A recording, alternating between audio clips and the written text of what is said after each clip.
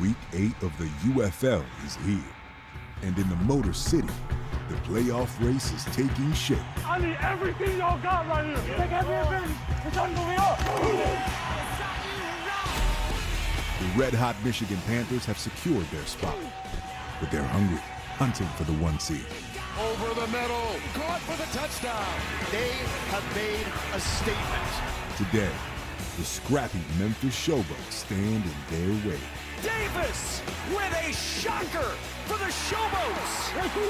This is a circus catch. Phenomenal stuff. Can they tame the beast, or will the Panthers continue to feast? Oh, big hit, lays him out. And down the field, touchdown. Holy cow. He walked away with a goal. Let's go.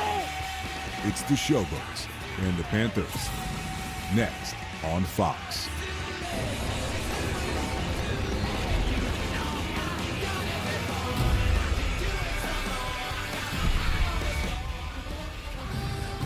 Welcome to the home stretch here in this inaugural UFL season. The Michigan Panthers roll into this one. Only 3 games left with a 3-game win streak, while the Memphis Showboats try to turn things around before the regular season comes to an end. It is the Memphis Showboats at the Michigan Panthers here in Week 8 action of the UFL on Fox, coming your way from Ford Field in Detroit. It's been a pretty good football year for the state of Michigan, both the Wolverines and Lions, and now the Panthers trying to get that #1 seed in the USFL conference. First thing first, they've got to win their final 3. Joel? Let's go above and beyond, why don't we? Brought to you by Jersey Mike's, and we're going to start with their opponent, Memphis. They bring in a quarterback in Case Cookus that is looking to return to his form from 2022 when he led Philadelphia to the championship game before he broke his leg. He needs to get back to that confident quarterback from the pocket, not taking sacks, not taking turnovers. And for Michigan, they're going to use a 2-quarterback system. Brian Lewerke played his college football just a few miles down the road at Michigan State. He's going to rotate every series with Bryce Perkins, a midseason acquisition. Last week, played really well. 11 of 13 throwing the football, but make no mistake about it, this team is built on defense and on run game. They are physical, and that's how Michigan loves it. And they've already clinched the playoff spot. Can they keep rolling and get the #1 seed? We'll see how this one goes when we come back.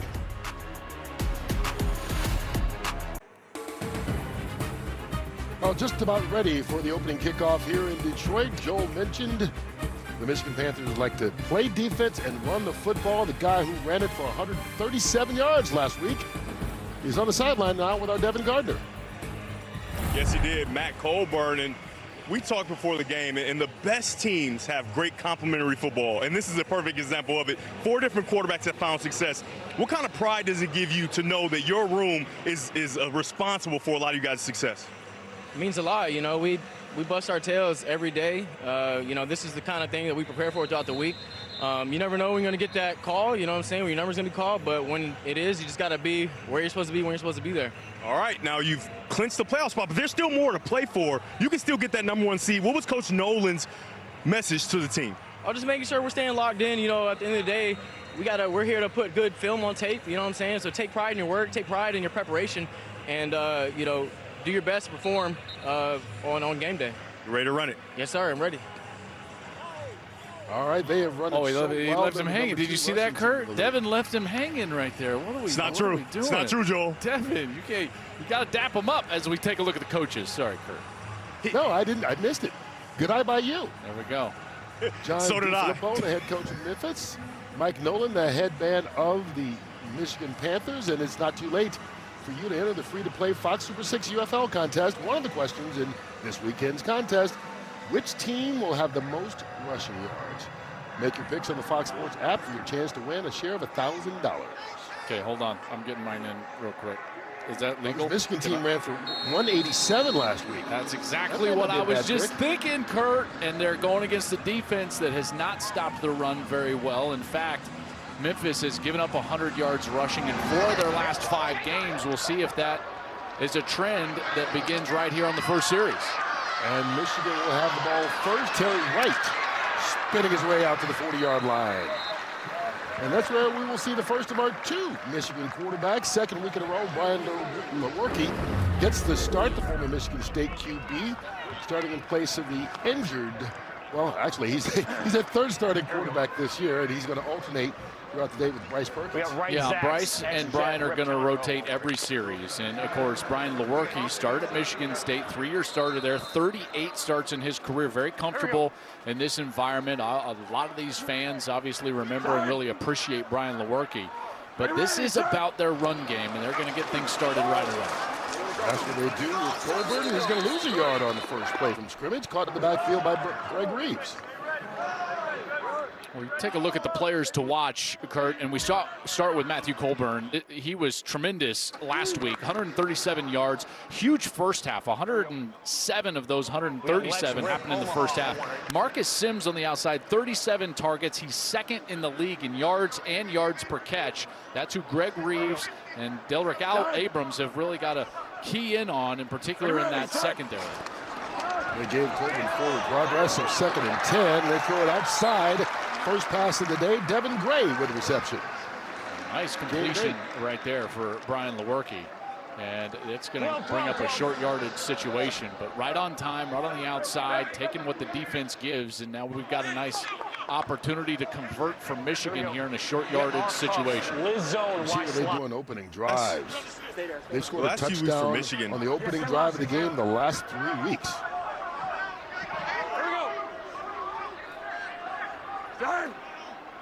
Are you ready, set? Fake the handoff. Lewerke wide open along the sideline. Samson Nakua still fighting. Down to the 20-yard line. Big gain on the play, 31 yards. Well, when you are dominant in the run game, you can put this fake right in the face of the defense and then sneak the tight end out. This is a beautiful job right here. You put this fake right there, and then you're sliding the tight end out, and you've got that little corner, and boom, there we go into the corner, and it's a completion, and it's a first down. And Devin, as you were talking about earlier, it all starts on that commitment to the run game. 100%. And the one thing we've seen from Michigan these last few weeks is staying on schedule. You know you love to talk about it, Joel, but they've done an outstanding job of being in those favorable positions on down and distance. On first down, Greg Reeves with the stop of Colburn. Short game. They've been really good to start games as well, Devin, whether it was, well, really their first 2 series, whether it was Bryce Perkins or Brian Lewerke. They went right down and scored touchdowns in their opening 2 series for Mike Nolan a week ago in a nice win over DC, 22-9. And they're going right down the field here on their opening series to start the game. And it's so impressive because those 2 guys that just haven't seen a lot of football at this level, and they came out and performed against a really good DC team. Are you ready, set? They're working from the shotgun. Over the middle. All the way into the end zone for the touchdown. Cole Hicatini, and Michigan scores on the opening drive again. Touchdown. There's all the plays for touchdown. No. Let's go. It's on there. Let's go. This is the penalty after the score. Mike wants to put that. Defense. Personal foul called against Memphis on the defense. 21-yard score counts. You take a look at this split safety look, and then you're going to get the motion here, and you get the big outside move, and then you're able to just go right towards the middle. This is a beautiful job of, one, recognizing the defense, and then right off that middle linebacker, great job. Look at the middle of the field, that pump over to the left, and then it's wide open. That's a great route by Cole Hicatini. And getting himself some room. You've got the 2 safeties. It's one-on-one with that middle linebacker. And Lewerke, all he's got to do is be patient. It opens up, and Hicatini is wide open because of the patience of that outside move. We got pistol left wing, Huff, Liz zone on one.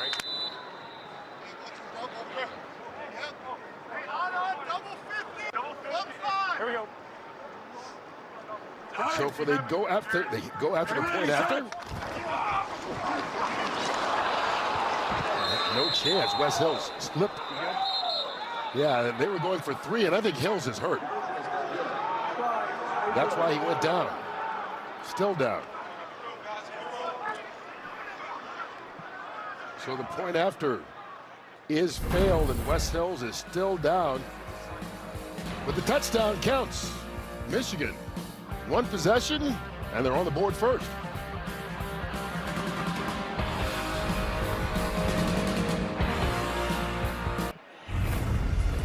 Well, despite the score, there's still time to play Fox's Super 6 free-to-play UFL game. All you have to do is download the Fox Sports app right now. Make your picks for a chance to win your share of $1,000 in weekly cash prizes. All right, we saw Michigan going for the point after. Wes Hills, who's one of their two running backs up today, just hurt his knee apparently on that play and had to be helped to the sideline during the break. Yeah, he immediately reached for that knee, and you can see the pain on his face. And Wes Hills is part of this two running back tandem with Matthew Colburn that has been dynamic and very productive during the course of the UFL season. He's got the second most rushing touchdowns in the league this year. He had 3 of those rushing touchdowns against this Memphis team in their previous meeting in week 5. He was all USFL a year ago with New Orleans. And at 28 years old, you just absolutely hate to see an injury like that, non-contact, going down to the turf. Yeah, 5 touchdowns in the last 3 games for Hills. Titus Wen trying to get Memphis into good starting field position. And here's Case Cookus back in the starting lineup for the Showboats. And this is a guy that has played, some really good football in these spring leagues, in particular a couple of years ago. He led Philadelphia to a championship game appearance. And they were about on the doorstep of closing that game out with a victory. He would have been the MVP of that game. He had played so well for Philadelphia. Now, here in the UFL, he moves over here to Memphis, and it just hasn't gone well. Kurt, mainly due to the fact that they have not been able to protect him. This offensive line gives up the most sacks in the league. And he's the most sacked quarterback. He goes to the air on the first play and connects with David Davis. Bye-bye. And just like that, Memphis answers.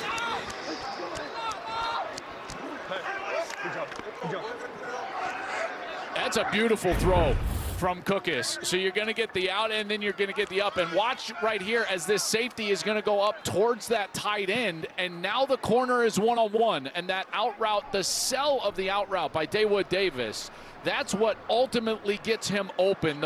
He basically had 2 or 3 steps to that out route, and then Cookus just has to hit him. Nice throw there, and Dawood Davis goes the distance. He came in with 57 targets so far this year. That's second in the league. He's the one that they want to target. They do it on the first play, and it winds up in the end zone. What a snap. 65 yards for the score, and they'll go for the 2 to take the lead. With time, got it down, and it falls incomplete. Well, it's a shootout so far. Each team has had the ball 1 time. Each team has scored. Unfortunately for Michigan, they may have lost one of their best players, while Memphis scores with one of their best players.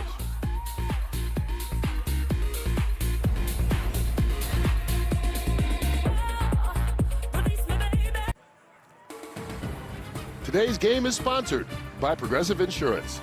Save when you bundle auto, home, or motorcycle insurance. And by T-Mobile, America's largest and fastest 5G network. Well, there's a familiar face to football fans all over the world, but particularly in the state of Michigan. Tom Brady played his college football there, and getting a chance as a big fan of the UFL to kind of check out some action live. Getting a chance to see some guys with NFL ties. Of course, Mike Nolan, former head coach of the 49ers and longtime defensive coordinator. And of course, as a fan, you just never know who you might see there. So happy to have Tom Brady as part of our Fox Sports family now. Not only with the UFL as a fan, but coming the regular season, of course, with the NFL. Yeah, I can't wait to hear that, obviously. I think I'm the same as all football fans. We can't wait to hear Tom in the booth calling the NFL action on Fox. Here's Terry Wright, right to the 38-yard line. Let's check in with Devin White after Case Cookus threw his longest pass of the year for a score.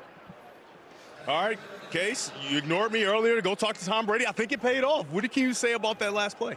Yeah, I think I told Tom before the game we're going to come out and have some fun. I don't think there's many more things that are more fun than throwing a touchdown the first play of the game. Yeah, so you guys have struggled with protecting the quarterback. When you have a double move called and you can have a lot of time and make a play like that, what kind of confidence does that give your offensive line? Yeah, it was a quick game, double move, so we didn't have to hold in there for too long. We're going to keep mixing up with his D-line. They got a good front. All right, good luck. Thank you. All right, Bryce Perkins in the game now. A little movement there early.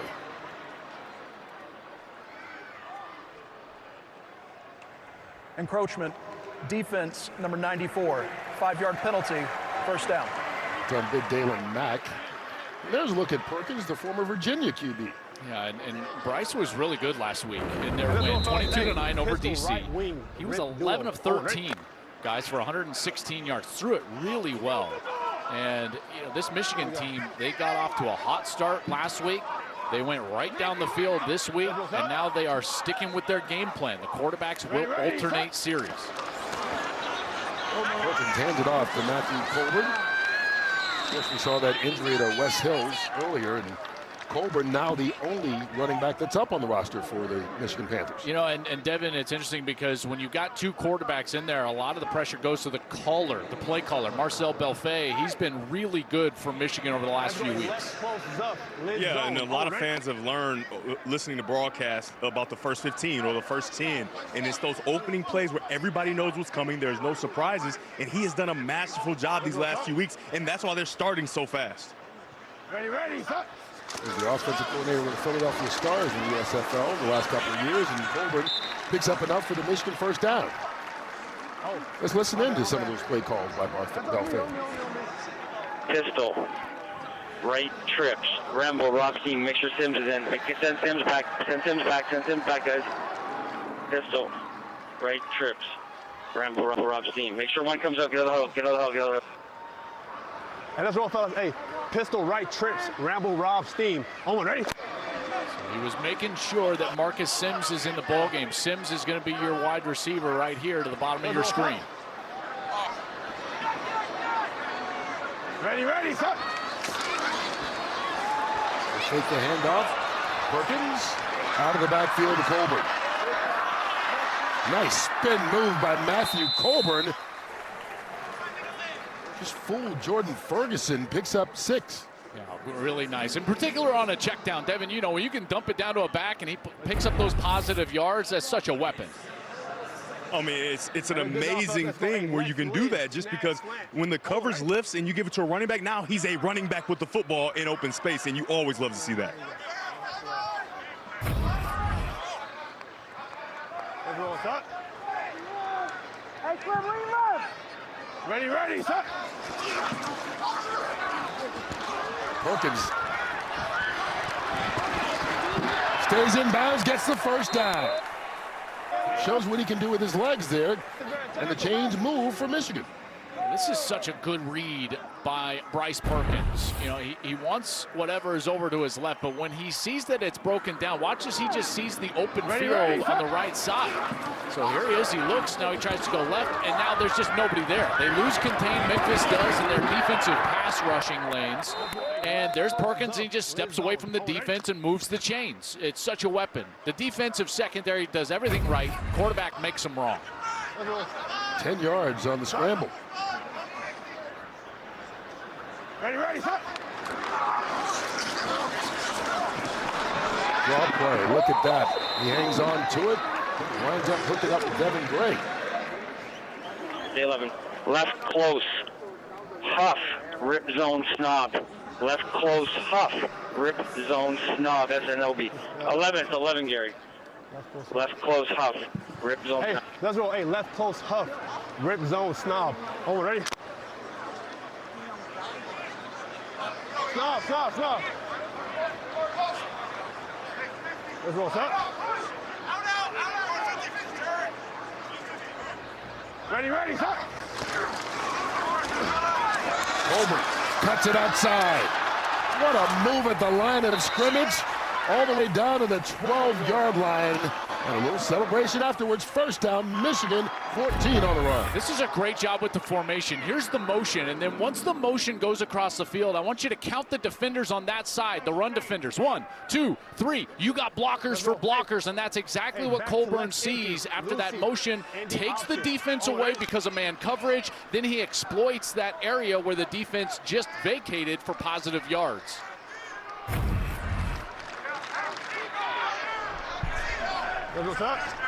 Colburn goes out wide left.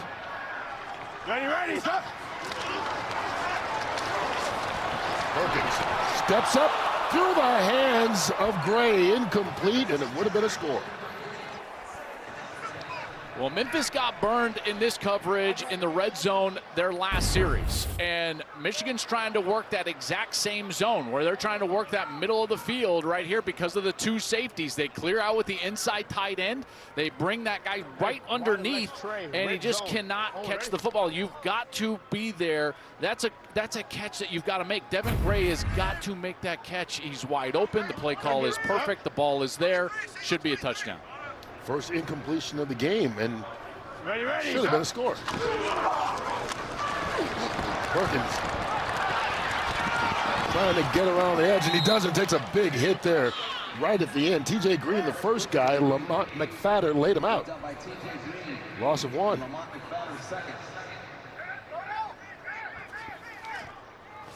Back. It's all hooked. Back, Rex empty. Ricky, all hooked. Back to Rex empty. Ricky, all hooked. They show up 2 yards in the end zone, tell him. Let's go. Hey, back to Rex empty. Ricky, all hook. Oh, ready? You got to be careful throwing hooks at the goal line because as a defender, if you're in the defensive secondary, you got to defend the goal line over everything, and that's where you can get routes that are jumped right in that zone. And they can pick up the first down at the 2. They go to the end zone. Some flags come out. After a little pushing and shoving, Anthony Butler there on the coverage of Colbert. And he's hanging his head. Looks like he knows it's going to be against him. Placed at the 1 yard line. Motion the back out. Now he's got an advantageous matchup. Defense. He's working against a number 50. linebacker who's Foul not occurred in the end normally zone. out there. By rule, the ball is placed at the 1 yard line. Automatic first down. Anthony Butler is like a fish out of water. A middle linebacker on the outside the numbers, trying to defend a dropout curl right there at the goal line. And you can see he just gets too handsy. He grabs Colburn, and now Michigan is set up perfectly here, first and goal. Liz duo. Oh, ready?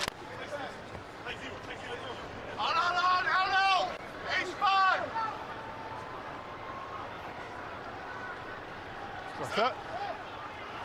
First and goal from the 1. Ready? Colburn fighting, and looks like he's going to be just short of the goal line. Good job to McFadden with the tackle.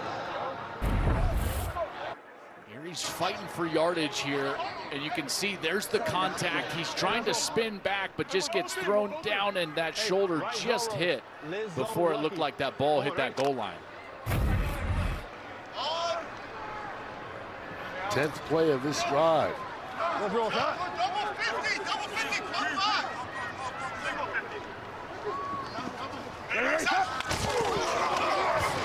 Colbert again, this time fighting his way into the end zone for the score.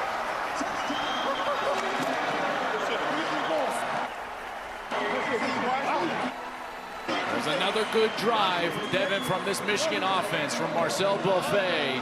2 straight scoring drives to open this game. Now that one was helped out by that pass interference, but 2 different quarterbacks, and yet this system, this schematics, these schemes, it just went right down the field again. Yeah, Coach Nolan said that he started thinking more about getting these players in the position to succeed, right? And as much as that sounds like, oh, yeah, you should do that anyway, some coaches just kind of get in your own way. And he said that told Marcel, you do what's best for each individual player, and it looks like that's what he's doing. Hands us off, and not even close on this one, but the touchdown still stands. Michigan had the ball twice, put up 2 touchdowns. As a matter of fact, every time a team has had a possession, they've scored. a touchdown, the latest from Colburn. It's a 12-6 Michigan lead here, and we're still in the early going.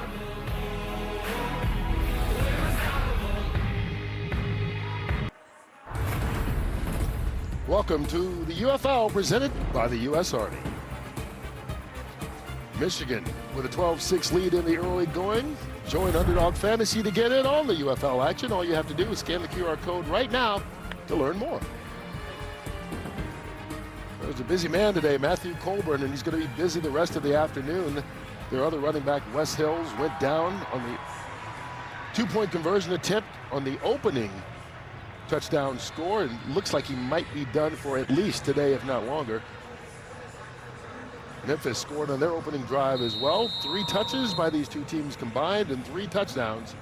And there's still 5.5 left to go in this first quarter. Yeah, we'll see what they do with Colburn. That's going to be big. How many touches that they want him to get, and whether they expose him to 20, 25 touches. That'll be interesting. Titus Swen with a big return for Memphis. Flag down on the play as he's wrapped up just across the 40.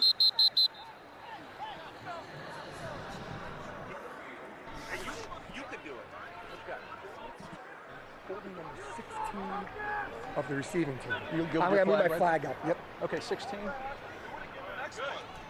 During the return, holding, receiving team number 16. 10-yard penalty, first down. Let's go back to that last series, and that series was one play. This is a great job by Cookus to recognize that rocking of the safeties. They get one safety, it means you got one-on-one on the outside, and he goes to his best player on the outside, Dawood Davis. It's a beautiful throw, and what I loved about it is Cookus just had that little peek towards the middle of the field, and that's confirming what he thought pre-snap, which was he was going to get those safeties rocking, a single safety, one-on-one on the outside. And a little smile on his face afterwards as the blitz is picked up. And Cookus falls forward for a couple of yards. Now we finally get to set up their offense a little bit. It was so fast with the one-play drive. We didn't even get to talk about this offense. This offensive line has got a heck of a job today ahead of them because Michigan rushes the passer better than anybody in the league. They have done a great job getting to the quarterback, specifically Breland Speaks, number 57. And in their last meeting in week 5, Michigan had 7 sacks against Memphis. That is a big part of what's going on today. Here's Darius Victor. Fights his way for a short pickup, maybe a yard on the play. Take a look at the players to watch, and we should have done this before the touchdown because Dawood Davis, there he is. We knew it. We had him. He's at 57 targets on the year. Vinny Papali, 40 targets on the year. Those are the guys on the outside. And then I mentioned Breland Speaks. Corian Ballard's got to have a big game because Kai Nakua, I think their best secondary player, their safety, he is out today. He is their leading tackler and a guy that I just love his game. So Corian Ballard is going to have to fill in for Kai Nakua in a big way. And Nakua leads the league in interceptions as well. He's out with a concussion. Pass caught, and that's Sage Surratt, the tight end. You know, this Michigan team, it's not flashy, and in a lot of ways, it just fits. You got Michigan in your title or Detroit, whether you're the Lions or the Wolverines. I mean, you play great defense. You play physical up front, and it's about the line of scrimmage. And I know the Lions need to improve on defense statistically, but at the line of scrimmage, they are a really good football team, in particular on offense. That was the same with the Wolverines, and that's the same with this Panthers bunch. This front 7, probably the best in the UFL. And getting better every week. Here comes the blitz. Cookus on the run, throwing deep. Underthrown and picked off. Nate Brooks gets the interception for Michigan, and it's official.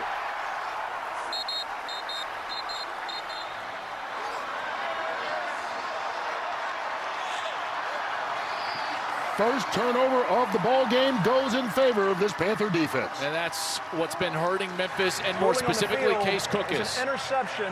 First ball down, was Michigan. severely underthrown. Nate Brooks in position to get the pick, and Memphis turns it over on their second series.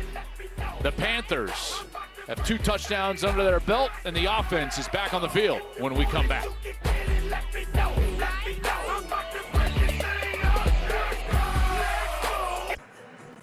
Let's take a look at what happened on that last interception. As a quarterback, you got to understand you never go broke taking a profit. If there's something open that can move the sticks in particular, you take it right away. Look at Dawood Davis right here. He's breaking over to the chains, and that's an open completion right in front of Cookus. And Cookus tries to throw a bit of a prayer down the field. Papali is not even really looking for it. And there's Nate Brooks for an interception. So as a quarterback, you've got to make sure that you're playing under control and you're taking the completions that unveil themselves right in front of you and not searching for those home run ball down the field that might not be there.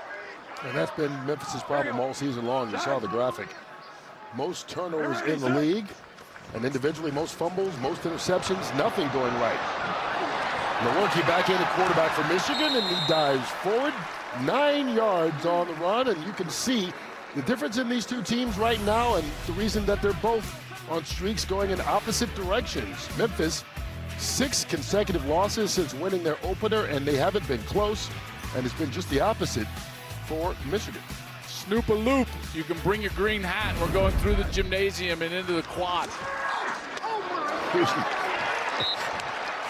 There may be some translation necessary for some viewers out there. Well, you know, I mean, I have quoted that movie before. Obviously, that's old school, and Yes. there are people that are in their, early 20s, and they look at me and they're like, "What's that from?" I'm like, "What are you? Are we that old?" White stinger on one, right? Walking on the outside. Parents didn't raise you right, didn't show you the movie. That's what happened. That's right. Here's Lewerke on first down. Draw play, there's Colgan again. Mouthpiece right there. Right close, hero, rip counter, Liz, X Scorpion. Right close, hero, rip counter, Liz, X Scorpion. There we go. We got right click close, hero, rip counter, Liz, X Scorpion on one, right? This is a run play, a right counter with an X Scorpion, so it's got a passing tag on it. If they can run it, they'll run it. And if he gets this drop safety, he should throw this ball. And he does. Marcus Sims, his first catch of the game. And their leading receiver fighting his way, stopped just before he gets to the 50-yard line by Quentin Meeks. So this is this is what the quarterback's looking at. He wants to run this right counter, but if he gets this safety down, now they can't block everybody in the run play. So what do? You just throw the little screen on the outside. Now you just bring it in here and you throw it on the outside, and now you run away from the numbers of the defense. So it's just a ratio check. Based on that safety, he comes down into that spot. He can't block everybody up front, and Lewerke just throws the pass off of it. Time. Ready, set. On third and short, Lewerke.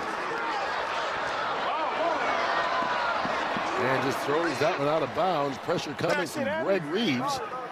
And we'll bring up the first punt of the game. Mike Nolan is not going to risk things because he trusts his defense. Now, normally I would say this is a spot to go for it, but when you've got a defense that is playing as well as any in the league, in particular a front seven, they're coming off of just getting a turnover from Memphis. Mike Nolan's playing the long game here, trying to play for a little bit of field position.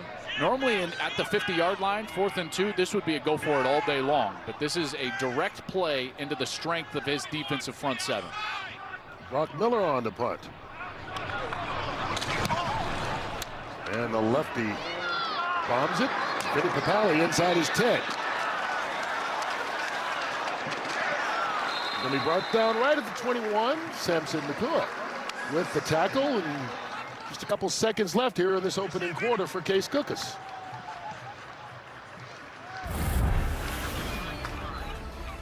Well, this was supposed to be a hopeful season for this Memphis Showboat team. In the draft, they got all these players out of the USFL who were really dominant on the offensive side of the ball, but after winning week 1, they kind of hit rough waters, if you will. 1-6, 6 straight losses, and you can see the numbers there on offense. They've been dreadful. Yeah, and I just keep going back to that week 2 game. They're playing San Antonio. They're up 11 in the last 2 minutes, and they ended up losing the game. And I think that took the wind out of the sails of the Showboats, no pun intended. But John DeFilippo has just not been able to get this going the right direction. Ever since that game, they've lost the next 5 by at least 15. You know, so that 2 minutes really in a lot of ways defined and defined the trajectory of the season for Memphis. Well, 1 quarter in the books here in this Week 8 game. Michigan scoring first and scoring the most.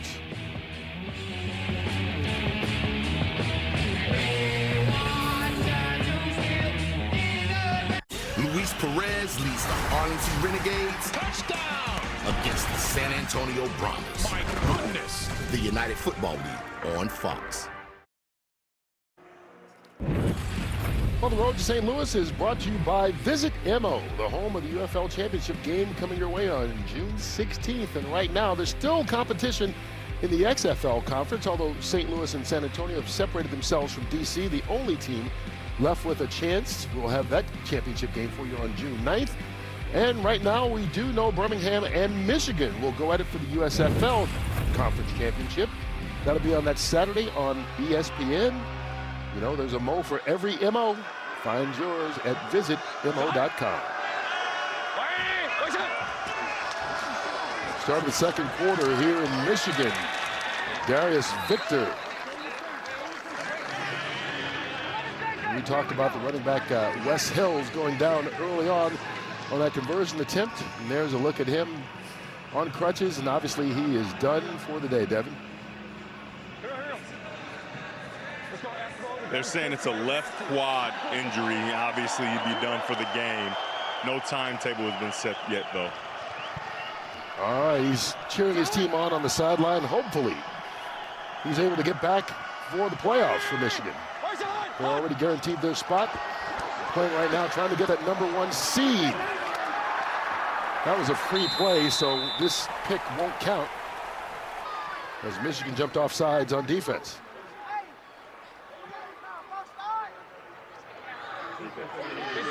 Okay, offside defense, what number? Nose guard. Okay, 5-yard penalty, replay 3rd down. Offside defense by the nose guard. 5-yard penalty, replay 3rd down. Wristband 38 here. Wristband 38. Remember, snap this thing past the center. 3-8. 3-8. Let's go. Gun dyno left open. F jet 52. Z McCaffrey. Halfback rail. All one right.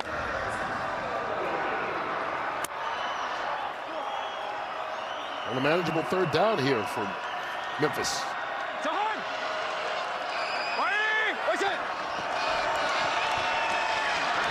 Cookus flushed out. Papali, 1st down. Showboats. Hey, mock. Hey, gun dice left close. Ford, Izzy, Kevin Hart. Mock. Gun dice left close. Ford, Izzy, Kevin Hart. Ford, Izzy, Kevin Hart. Hey. Got to be something short, right? I was thinking the same thing. Kevin Hart, big football fan, and there's Darius Victor, another little guy. Ball comes out as he's tackled. Cookus, instead of falling on it, swats it out of bounds to save the day for Memphis.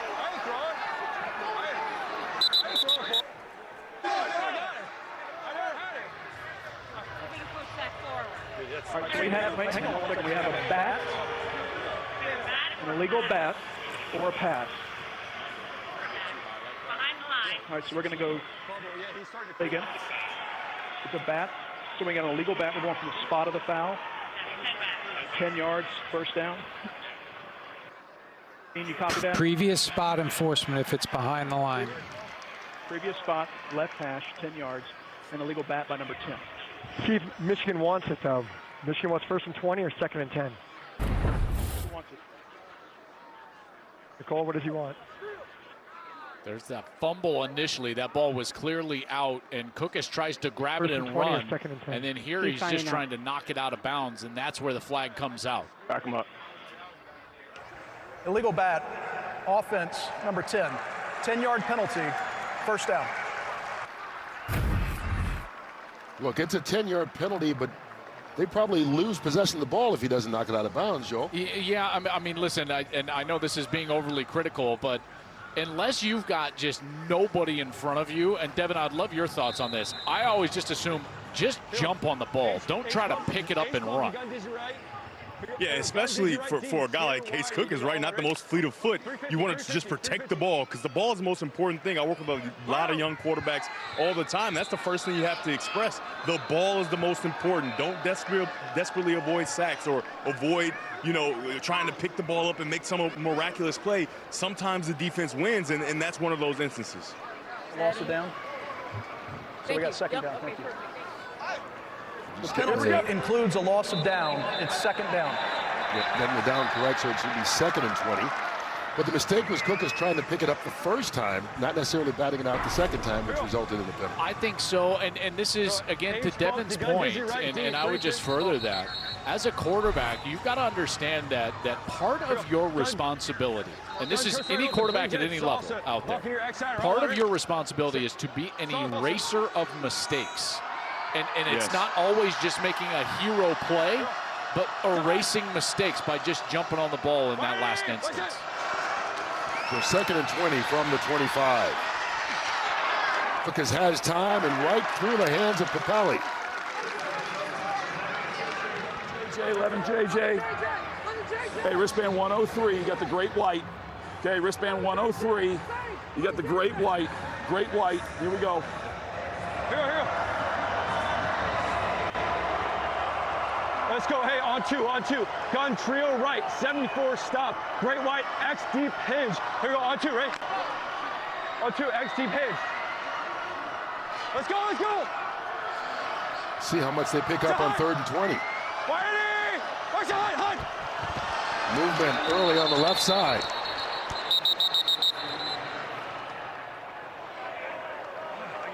I got defense 48. Defense 48. Causing reaction by the offense. Neutral zone infraction. Defense number 48. 5-yard penalty. 3rd down. So they're going to call it on Kenny Willikis. Saying he made the left tackle's Tunstall move early. That's interesting. They definitely went on 2. You heard that in the huddle. I disagree with that call. That tackle is out of there. Willikis is moving basically on tackle movement. And I think that Memphis got bailed out by the officials there. So now it's 3rd and 15. That could be a big 5 yards. Let's see. Pickens has the time, can't find a man open. He's being chased out of bounds, and so they won't convert the 3rd down and wind up punting instead. Yeah, great coverage there from Michigan, and they just understood the situation. So they dropped everybody back, and yet they didn't have big holes or seams in that defense. They all sat almost like birds on an electric line right at the 1st down marker at the 15 yards down the field at the line to gain, and there was nowhere to go with the football. Smart defensive call there from Mike Nolan and his bunch for the Michigan Panthers. And so Matt White comes on to punt for the first time.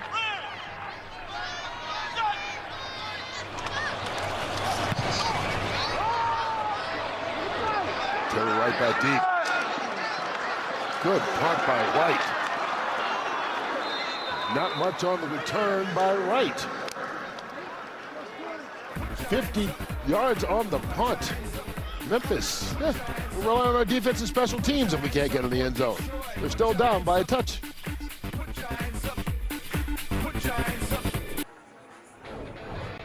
Well, in the Motor City, it's all about cars. So I guess we'll call the Michigan QBs quarterbacks. I don't know who came up with that one, but in this case, it works. Joel, you and Devin both played quarterback. Usually when you start and play 4 QBs in the first 7 weeks, that's not a good sign, but it's just the opposite for Michigan. They've been okay. They've made it work, and listen, I would agree with you. I think Devin would agree with you, right? You can't get a rhythm as a quarterback. I would not want to be out there. Most notably, it's not about necessarily this rhythm in terms of me passing the football. I'm not seeing the snap in and snap out adjustments of the defense from the sideline like I would be seeing them from the field. That's why I wouldn't want to come out of the game. Bryce Perkins back in at quarterback right now, hooked up with Gray, and he has been alternating snaps today with Brian Lewerke. both those guys in because Danny Etling injured his non-throwing hand and has been out the last 2 games. Yeah, and Perkins was just a mid-year acquisition, you know, so you've got to understand that when Perkins is in the game, and even to some extent Lewerke, it is not about perfect play calls. It's about system for Mike Nolan. That's why they lean heavily on the run game. That's why you see them outside of the pocket quite a bit on those little easy outside routes to the tight end and backs. When they handed off that time, Colburn caught in the backfield. Terrell Hanks there. And you wonder, Joel, do you adjust anything? I know you've got young quarterbacks, haven't played a lot, but because of the injury to Wes Hills, you only have 1 running back for the rest of the day. Yeah, we briefly mentioned that earlier. I'm interested to see how many touches that they actually give Colburn. Hey, next trade, Liz, Chip. There's Hills on the sideline. Oh, ready?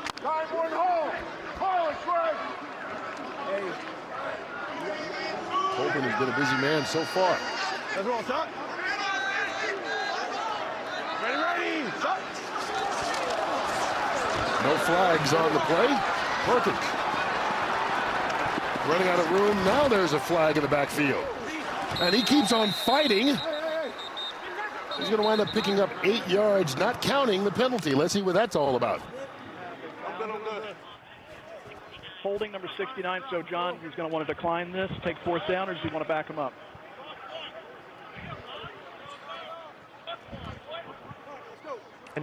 Holding, offense, number 69. That penalty is declined. It's 4th down. So Cole Cabral called for the penalty, but bring up the punting situation instead.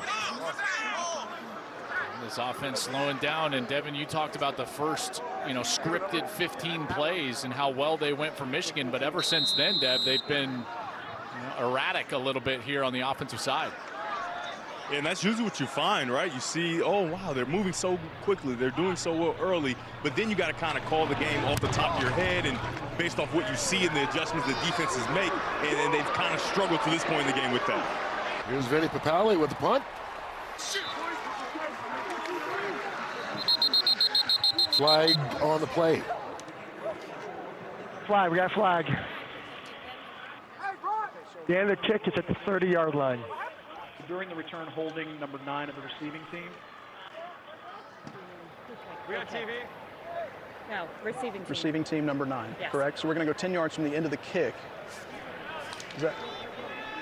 I'm sorry, the end of the play. Thank you. During the return, holding, receiving team number 9. 10-yard penalty, 1st down, timeout. Holding call on Maximilian Roberts backs him up a little bit, but Case Cookus still in the game right now. His team still in it, down by just 6, and they're back on offense.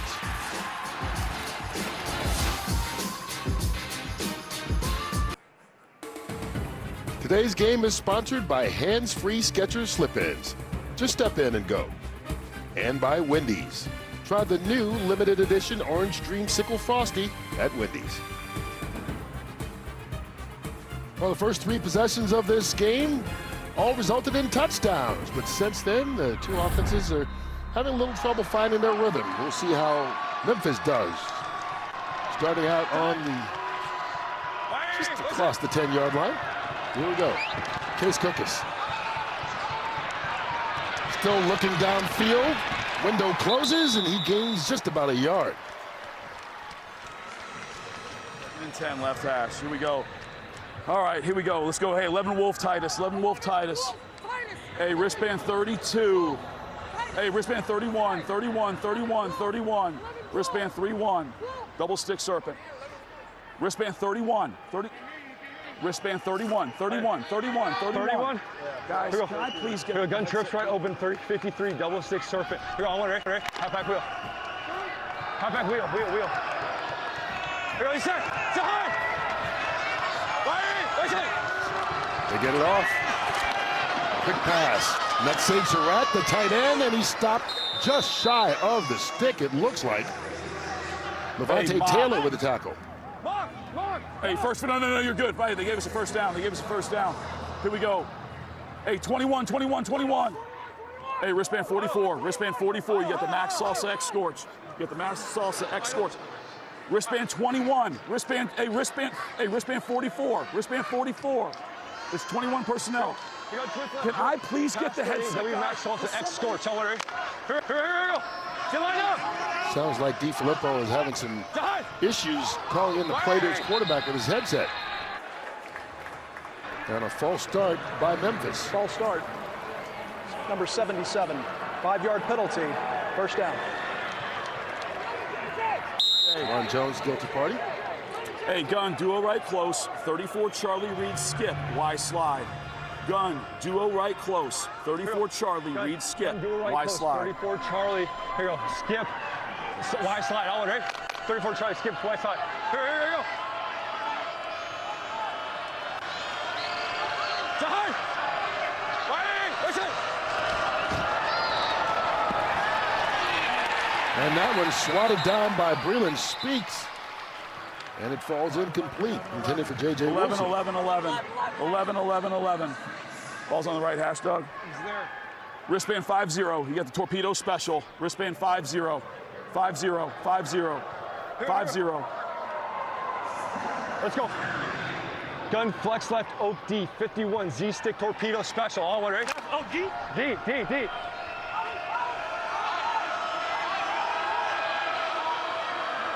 Time! Listen! Lucas steps up. Davis. David Davis with the reception. 3rd and 8 right hash. 11 west. 11 west. 11 west. 11 west. Gun, gang right box. Pepper, FC Hawk on the cheetah. Gun, gang right box. Pepper, FC Hawk on the cheetah. Here on the Seahawk. On the cheetah. Gun, gang right box. Pepper, Seahawk on the cheetah, right?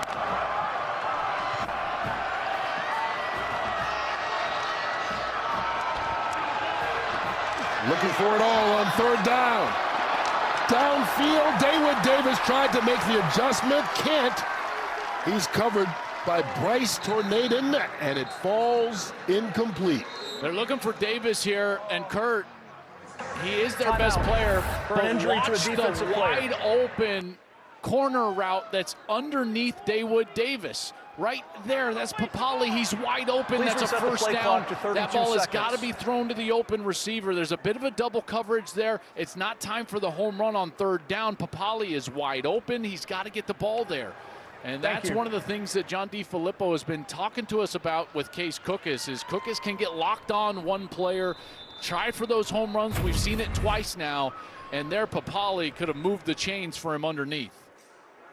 Corian Ballard still down for for Michigan, and so there'll be a timeout before this punt.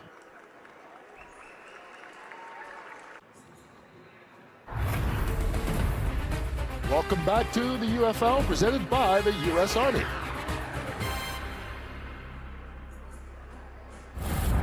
Well, tomorrow on FS1, NASCAR returns to North Wilkesboro Speedway for the 2024 All-Star Race. It'll be the biggest stars in racing battling it out for $1 million. The All-Star Open begins at 5 Eastern, with the race going down at 8 Eastern tomorrow, only on FS1.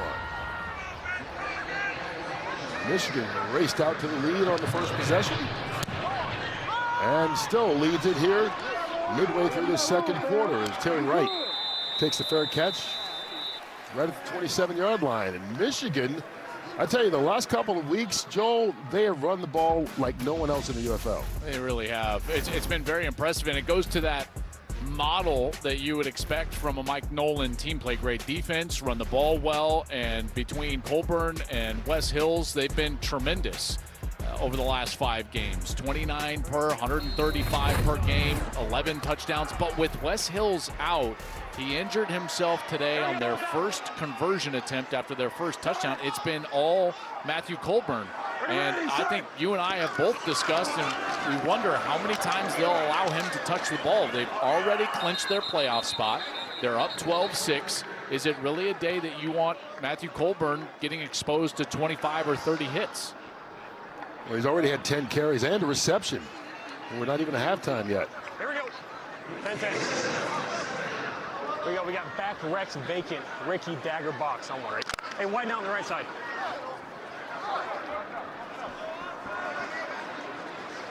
Good. 6 yards on that run. He spreads out wide to the left.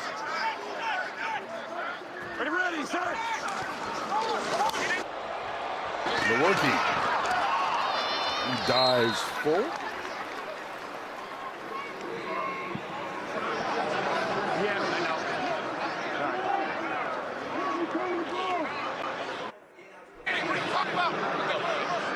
When you're rotating as a quarterback and you get out there, you snap the ball twice, you feel like you're not even warm, and all of a sudden it's like, hey, if I don't get this third down, I'm not going to see the field for the next 30 minutes. You know, it presents some pressure on the call. I know it's only 3rd and 2, but for Lewerke, you know, this snap is to keep himself on the field.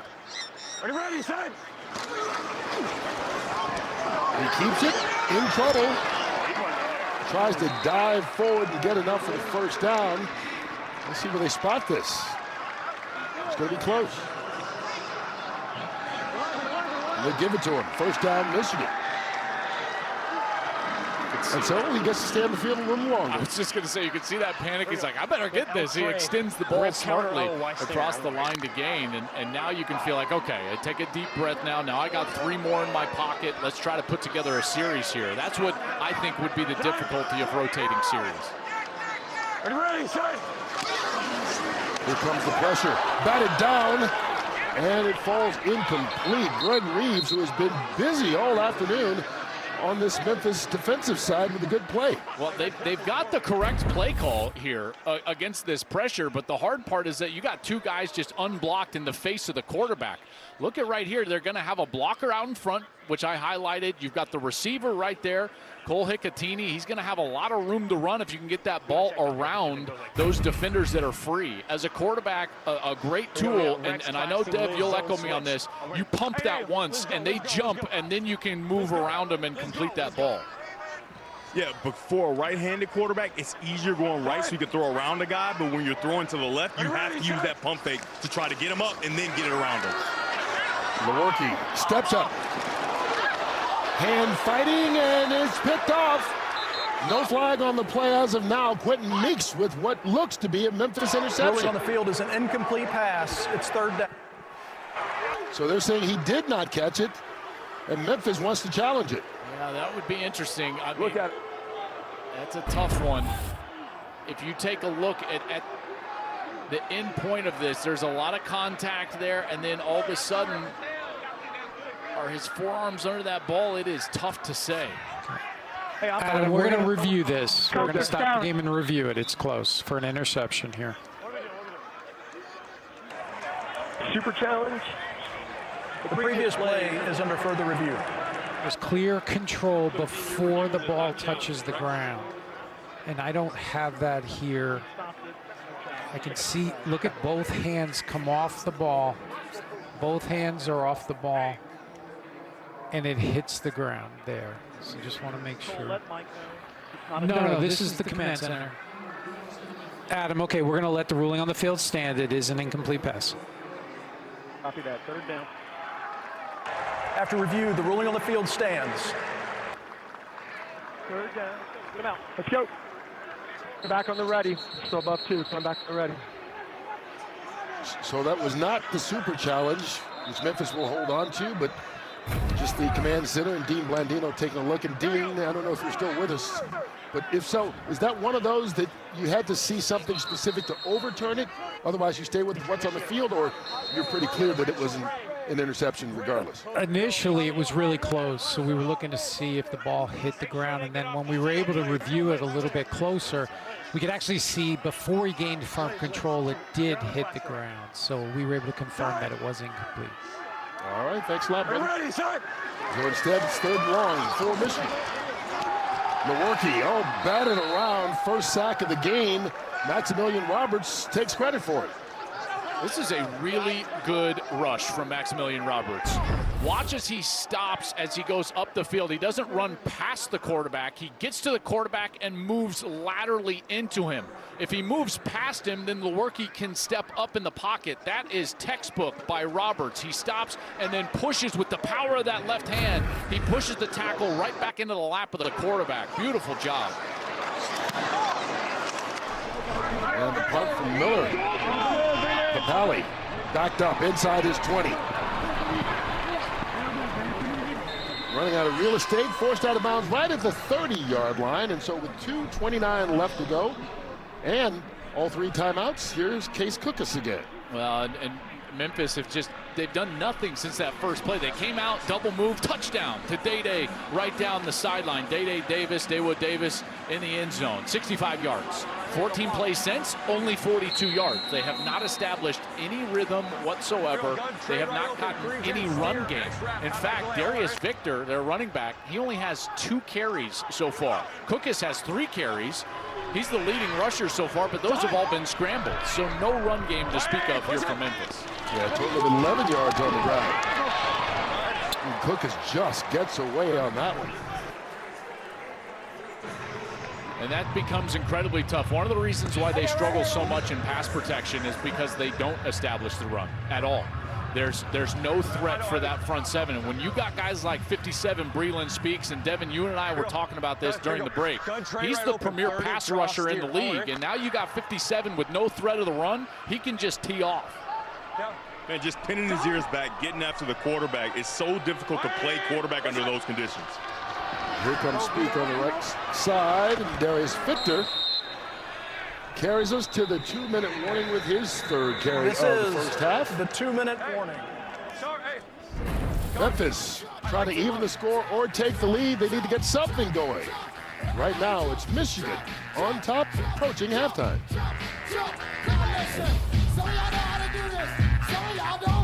Allegiances are born and rivalries are formed. In the United Football League, fandom isn't given, it's earned. So grab the official UFL gear and rally, because it's time to ball out. Get hoodies, shirts, hats, and more, and feel the rush of victory. Who will you choose? Head to shop.theufl.com and get your official gear today. All right, just inside 2 minutes left to go before the Progressive halftime show. We'll get you inside both locker rooms and the first half highlights, which happened on the first 3 possessions, really. As Michigan took the opening possession down the field, Memphis answered with a 1-play, 65-yard touchdown. Then Michigan answered that for a 12-6 lead, and that's where we are. With 1:57 left to go here in the first half. Cookus pressured, brought down, and sacked. Kenny Willikus. And that's a 2nd sack for this Panther defense.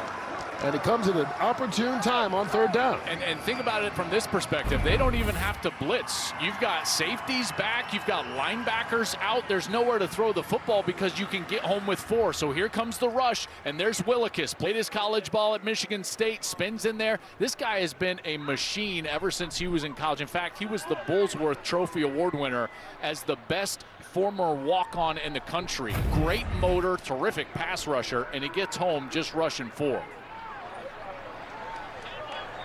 Timeout. Memphis, their first. 30 seconds. There's Willikus. Please reset the game clock with the Minnesota Vikings as well. 1:12 on the game clock. And so with a minute 12 and all 3 timeouts, Michigan with a chance here right before halftime. I'm interested that they called a time. Memphis called a timeout there. Apparently they didn't have their personnel. That would be the last play. The only thing that I could suspect them calling a timeout, because now Michigan's got all 3 left, a minute 12. Remember, inside of 2 minutes of the second quarter and the fourth quarter, the clock will stop with a first down gain. So Michigan's going to have a ton of time here, guys, to potentially drive and get some points. And remember, their kicker has been the best in the UFL, long of 64. A couple over 60 yards, in fact. And here's Terry Wright. He calls for the fair catch right at the 25-yard line. And that's where Michigan will begin. 75 yards from the end zone, or maybe half that for a field goal, as Bryce Perkins is back out at quarterback. And Devin, is this just like the luck of the draw? If you're the quarterback, it's like, okay, great, I get the 2-minute drill, which I would love, right? Just because the other guy was out there. Yeah, you get your opportunity, right? The last thing, leave that lasting taste in everybody's mouth of what you did right before half. With all these timeouts, with the ability to move the chains with a first down, I'm telling you, the running back is the biggest weapon in the 2-minute drill, in particular right over the middle of the field. Matthew Colburn is that running back. Instead, Perkins chased out of the pocket. He can be dangerous with his legs. First down and more.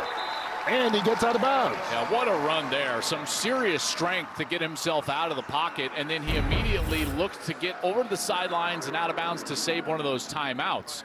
A good job right here of looking to his right, and then he tries to get upfield immediately, and he's able to do so. Moves the chains, stops the clock, retains all 3 of those timeouts. They are in a great position. They really only need about 15 yards to have a chance at a field goal opportunity.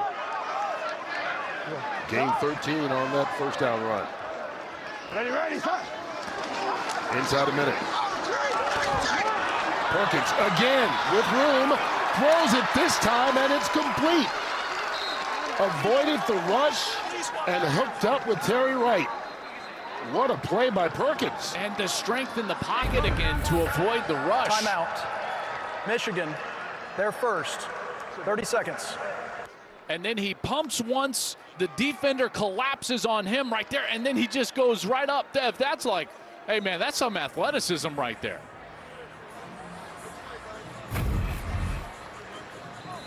They pick up 12 yards, and God, they could be pretty close to Bates's field goal range. He's got 3 of 60 or more so far. Well, he hit 64 against St. Louis to win the game, and that would only be 2 more yards. So, you know, to have a chance now, whether they would try that or not, I'm not sure. Right before the half against Memphis in their last meeting, a Week 5 meeting, they got the ball all the way to the 44-yard line. They tried it from 61, and he missed. So we'll see where Mike Nolan feels like he needs to get the ball. Remember, we're indoors, so I would think that they only need a few more yards to be in range. Made it from 64, 62, and 60. And that's just thrown too high for Sims, incomplete. 44 ticks left. They attack the middle of the field. They're going to get a big completion. Hey, we're going to go Lex empty, Lucy, Hondo box. Lex empty, Lucy, Hondo box. Hey, Lex empty, Lucy, Hondo box. Oh, that's... Memphis continues to play this too high safety look. The middle of the field is exposed. If you can get somebody running right down the middle of this field, they're going to have a huge completion. Backfield is empty. Perkins over the middle of the field, wide open, and all the way. Gray, touchdown. Michigan, right before half, they extend the lead on a 50-yard score.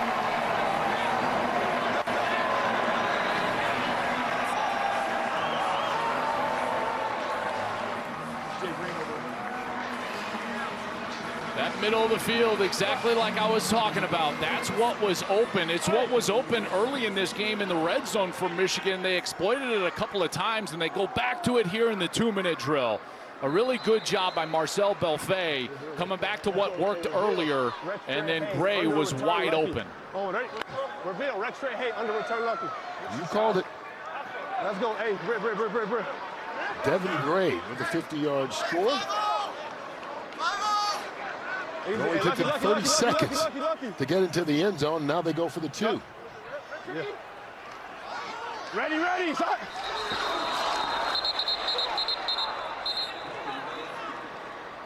Jump first. Hey, that's me. False start. Offense, number 9. 5-yard penalty. Replay the try. And that's on the wide receiver, Marcus Sims, who backed them up.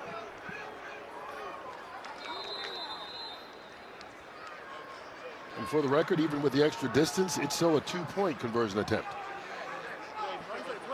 Let's go, hey, back, Rex, empty, all hooked. This half ending just about as poorly as it could for Memphis. They had the ball, couldn't convert a first down, and instead give it back to Michigan, who scores in half a minute. And what was a 6-point lead is larger, and they're trying to add to it. Play of game, offense, 5-yard penalty, replay the try. And they might have to do it with the longest two-point conversion in the history of football. He's backing up. I would start it with 35 seconds.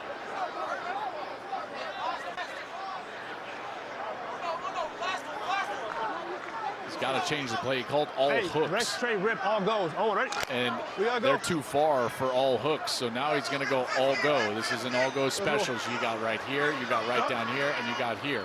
Look for this middle seam route. This is your guy. From the 15. Sims incomplete. DJ Daniels there with him, but the touchdown scores, and that's what's important. 18-6, Michigan on a 50-yard TD pass from Perkins to Gray. And let's go back to that and look at those two safeties. So this is why I was talking about the middle of the field. They're going to be wide like that. You've got to exploit the linebackers who were low. And with low linebackers, two high safeties, Anthony Butler, number 50, he cannot defend the middle of the field. So as soon as you get over him, Gray is right there, and that's a beautiful throw. A great job by Bryce Perkins, on time and on target, and that ball out in front of the face of Gray allows him to run through it. So the yards after the catch are crucial, and he gets into the end zone, and Bryce Perkins does a great job in that 2-minute series, driving his team for another score.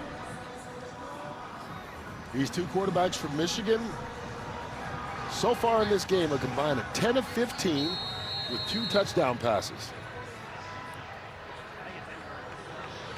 They keep alternating, but it doesn't seem to be affecting them as they try and extend a 3-game win streak into 4 and keep hope alive for that #1 seed in the USFL Conference.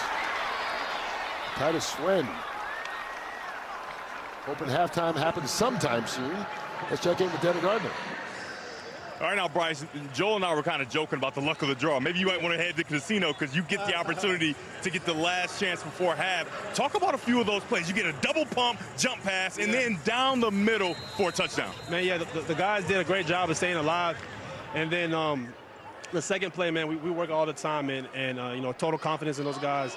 You know, coming in the middle, it's a tough business coming in the middle, you know, like that. And he did a good job in taking it to the house and score. How cool is it being able to work with Brian Lewerke? You guys are switching in and out, in and out. And for some quarterbacks, that would really hurt your rhythm, but you guys seem to be dealing with it fine. No, yeah, definitely. And we come off on the sidelines every time, and we talk to each other.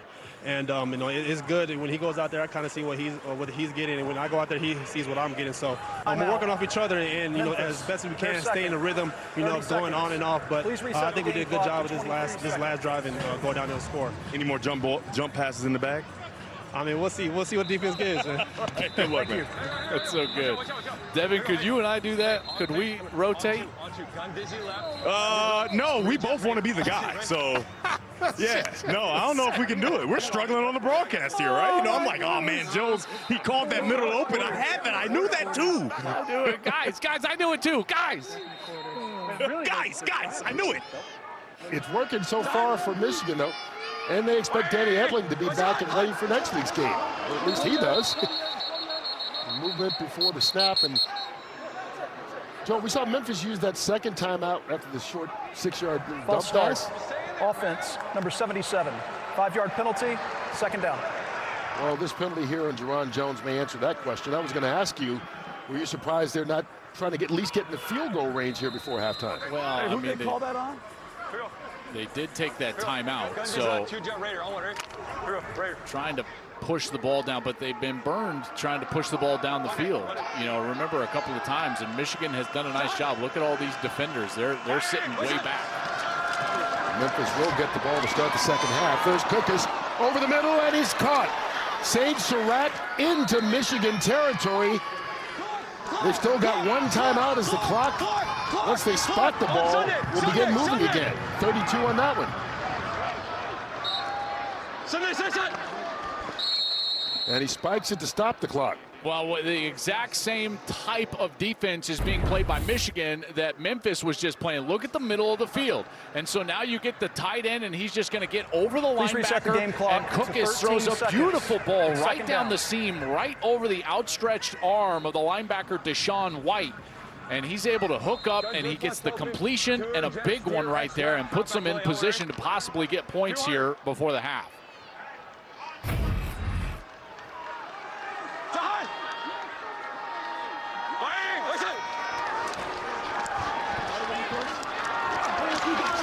Out of the backfield, Victor, and he's tripped up. Clock keeps moving down to 4, 3. And they got it stopped. Timeout. With 2 seconds Memphis, left here in the their first third half. and final. And they'll attempt the field goal with Matt Coughlin. I mean, what a throw that was down the middle by Cookus. That was his best of the night so far by far. And now Coughlin, another Michigan State product, by the way. He comes in. Right. He's just want to make sure you made his last 11 kicks, Kurt. His only miss of the year was from 56. And if you go back to last year, he's made 30 of his last 32 in the last 2 spring football leagues. So certainly a guy that's riding high with some confidence. And this from 55 yards out. That last miss was back in week 1. Timeout. Michigan, their second. 30 seconds. So they'll try and ice the kicker in the dome. And this is a big one from Memphis. As I said, they get the ball back to start the second half. So if John DeFilippo's team can put up some points right here before halftime, they have a chance to kind of chip into this lead here.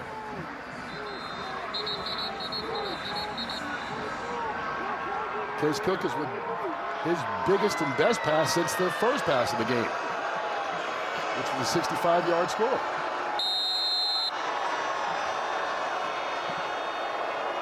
So here's Coughlin from 55 yards out.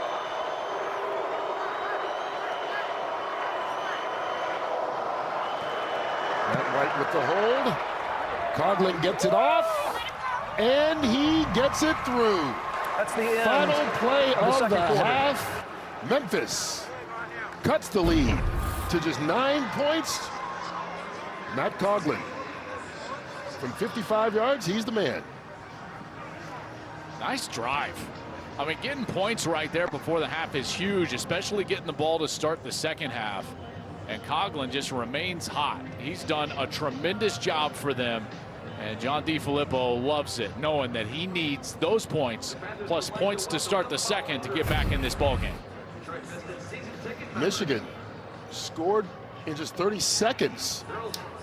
Memphis answers in just 35. It is 18-9 as we go to halftime. Here's Devin Gardner.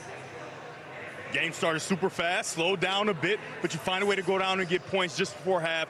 Talk about your defense, what they've been able to do, because we talked this week and you talked about how they improved from last year. Well, you know, obviously every game's a new game, and this one's no different than anything else. But, you know, we got a work cut out for us, obviously. I mean, this is a ball game, there's no question. And in our game, as you well know, the scoring as it is, you're never out of the game. And 9 points right here, 1 touchdown, get a 3-point, you're right in it. So that's where we're at right now defensively. Got to keep them out of the end zone. Our opponent naturally, and our offense got to continue to put some drives together like they have and keep the ball. What's your plan for Matthew Colburn, who's going to have to shoulder a lot of load? Well, that's a great question because he's our only back. We've got another back, or I should say somebody else will have to step into that role if something happens. But obviously we want to continue to try to win this football game. So we're not, you know, we got to make the best of a tough situation. Thanks, Coach. Thank you. All right, see you.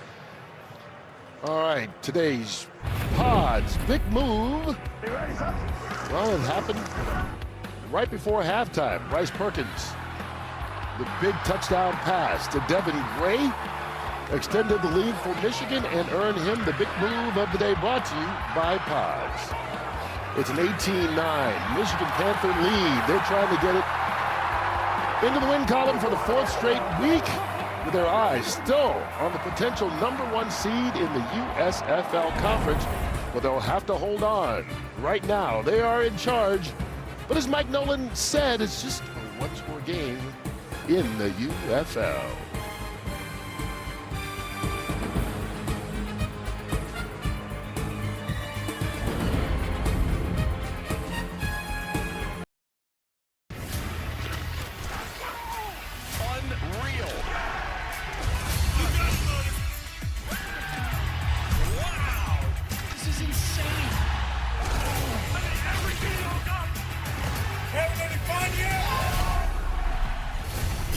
Football League on Fox.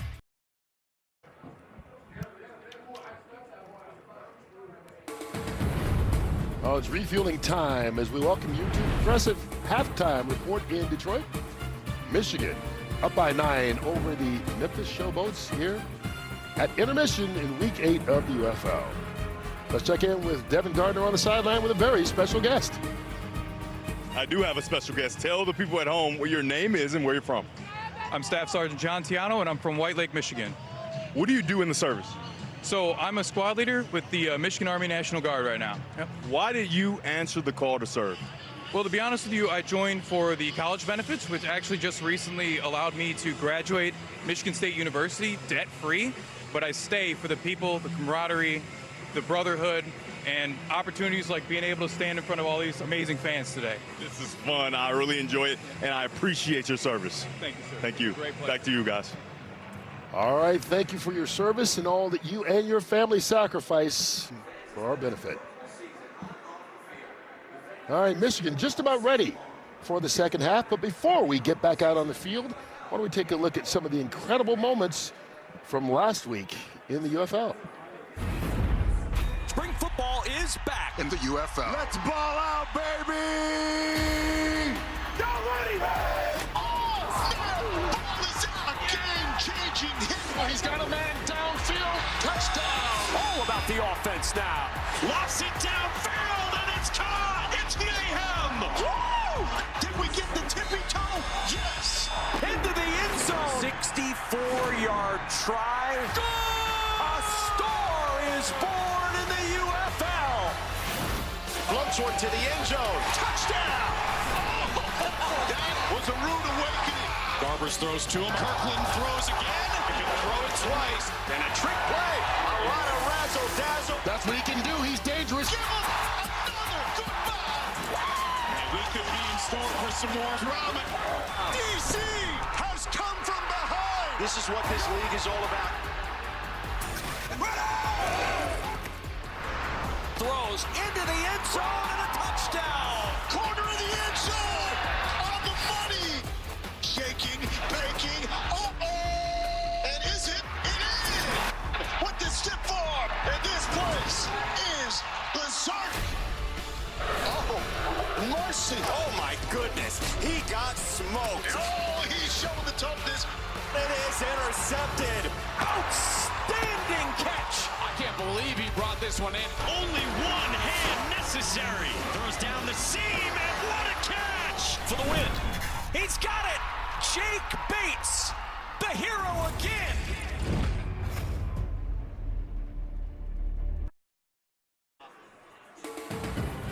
Today's UFL on Fox halftime is presented by Progressive. Michigan is up 18-9 over Memphis, and it got going early for Michigan. Their first two series of the game, they drove right down and scored their first series.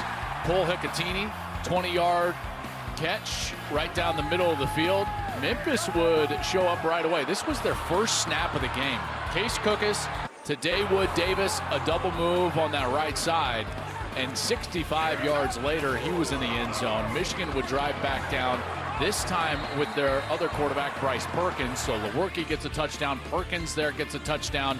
Their defense, which has been really solid during the course of this year, one of the best in the UFL, they come up big with a turnover right there as they pick off Case Cookus. And then Devin Gray, the 50-yard touchdown catch in the 2-minute situation. Beautiful throw by Bryce Perkins. And Michigan got in the end zone. But Memphis, solid, quick drive across the 50. Get into field goal range. John DiFilippo, Lovin, Matt Coughlin knocking through that 55-yarder, and that's where we stand. It's 18-9 right now. Michigan has really owned the football, owned the time of possession. They've held it for 18-37, 12 first downs to 5 over Memphis. Memphis, a lot of those yards that they got, the 147 total yards, they were on that first snap of the game, have not done much since. Here's the odds to win the UFL championship. Birmingham, they're sitting up there. They're the undefeated Stallions. They're the back-to-back champions of the USFL. They have the best odds. And then St. Louis coming in at second. And then sneaky, watch out for these Michigan Panthers. That defense is solid. Their run game is solid. They're playing good football here today. It's 18-9. When we come back, we start the second half. Memphis will have the ball, looking to get back in this one here from Detroit.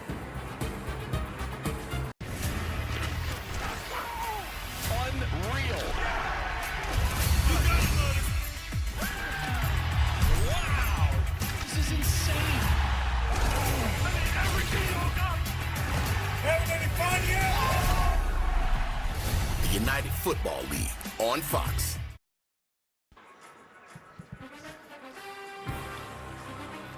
All right, Michigan on top here at the start of the second half, 18-9. They've alternated quarterbacks and it hasn't seemed to make a difference. Each has thrown a touchdown pass, but Case Cookus led Memphis to a field goal right before the halftime, and they get the ball to start this third quarter. Kurt Menefee, Joel Klatt, Devin Gardner, and our Fox Sports crew here with you as Week 8 of the UFL season is underway. Memphis trying to stop a 6-game losing streak. Michigan trying to extend their streak to 4 games, and they've already clinched the playoff spot.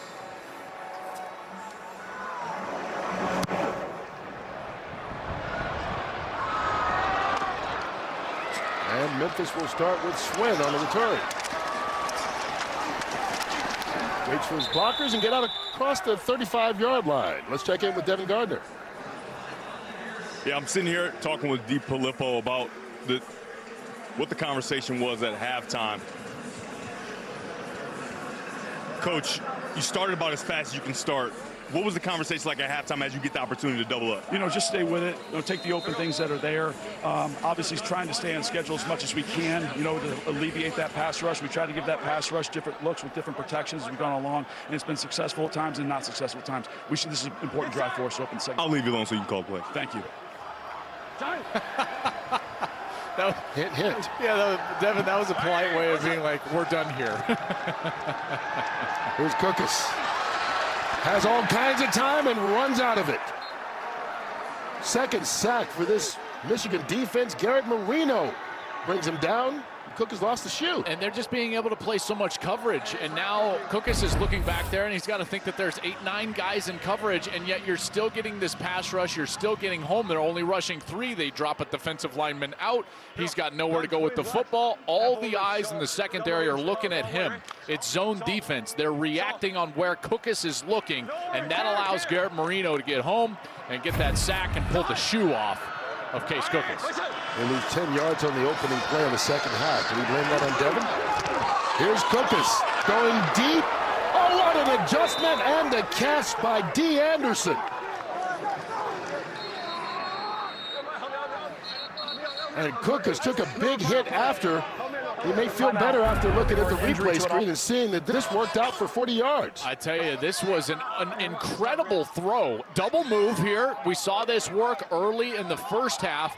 That throw just on that outside shoulder right over the wide receiver's head. And how about the concentration from D. Anderson? That's about as difficult a catch as you can make straight down the field. And Cookus in the backfield took a big shot after he let go of that ball. Please reset the play clock to 32 seconds. 32 seconds on the play clock.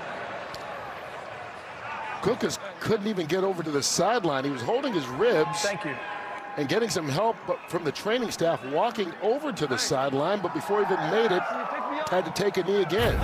So we'll have to stop the game here for a bit. Come on, G. All right, okay. Take your time. I'm fine, I'll take your time.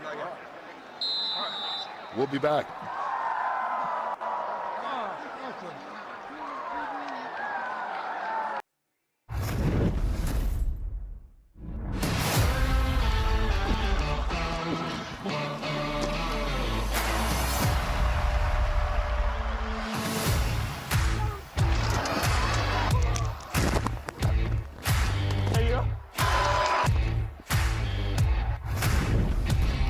That was today's game flow brought to you by Progressive. 2 plays into the second half, Case Cookus throws a 40-yard completion to D. Anderson, but then had to leave the game obviously in pain. He's over in the blue tent right now. And coming on the quarterback for the Memphis Showboats is the former Michigan Panther quarterback. And Cookus looks like he's going in for x-rays right now. But there's Josh Love, was the starter for 9 of the 10 games for Michigan last season. Now comes in hoping for a little revenge, leading Memphis, who's down by 9, but at the 34-yard line, and he gets the high snap on his first play. Darius Victor dropped for a loss. Yeah, started for Michigan last year. He was their starter, Kurt, for the first 9 games before being benched by Mike Nolan in that last game of the season. They had to win in order to go to the playoffs, Mike Nolan benched Josh Love. He went with E.J. Perry. They won.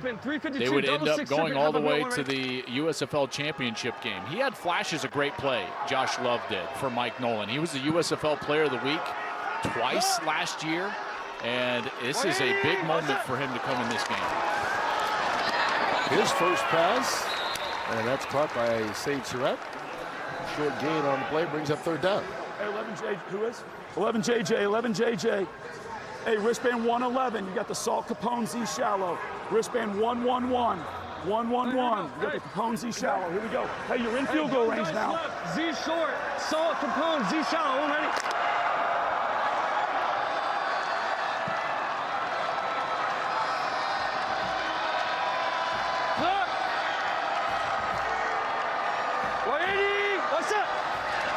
Here comes the blitz. Love. Hit as he throws. There's a flag in the secondary. Nate Brooks there on the coverage. Looks like DeAndre Overton was the intended receiver. And that was a definite pass interference or a hold, depending on when that ball was flag released. To get the 15-yard line. Pass interference. So, yep. Defense, number 3. 15-yard penalty, automatic first down. So when you have a shallow route like they had underneath, you're always going to have something coming back towards the middle from the opposite side. And they've got a couple of different routes there. Here's the grab. Brooks clearly grabbing the wide receiver, holding him up. That's why he can't get there. And alertly, Josh Love throws the ball anyways. It draws the attention of the official onto the defender and forces him to throw the flag. And gives him a first down at the 16-yard line. Here we go, hurry up. They were already in field goal range now. Thinking about a touchdown.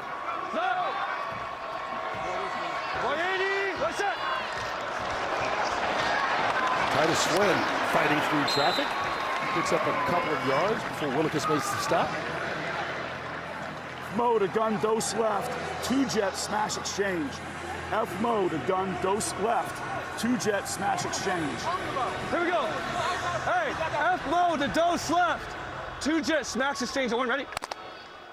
Smash is a high-low concept. You're going to have 2 corner routes. You're going to have 2 flat control routes. He can choose the side he wants to go.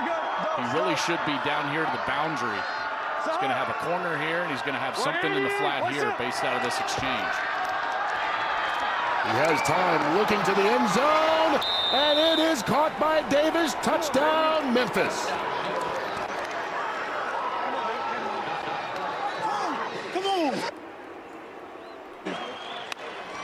Everybody has this smash style concept. You've got a corner, you've got a flat, and you're just reading that side, high, low. Dawood Davis wins, and now it's just a matter of whether he controlled that while he was going to the ground. Definitely looks like he does. That's a solid catch, holds on to it through that process. That's a touchdown for Memphis. There's the control. We'll see if he's able to roll over, and that is confirmed. That is a touchdown and a beautiful drive right there. Good route. See that little inside move, and easy throw for the quarterback to just bring him kind of down near the ground, near the pylon on that corner route. Going for 2. And incomplete through the hands of Davis. He wants a flag, doesn't get it. But the touchdown makes it a 3-point game. Memphis gets a field goal on the final play of the first half and takes the opening drive of the second half. And with a backup quarterback, puts it in the end zone, and we got ourselves a ball game, folks. 18-15.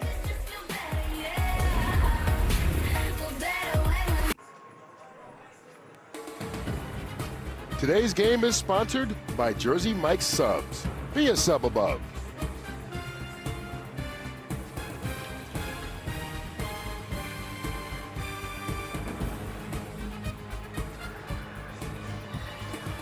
Michigan with an 18-15 lead as Memphis scores on the opening possession of the second half. And here's something you don't see a whole lot. 4 touchdown passes in this game, Joel, by 4 different quarterbacks. And it's by design for Michigan, and obviously Josh Love coming in there in a tough spot after Cookus goes down and drives his team for a score. Beautiful throw there to Davis.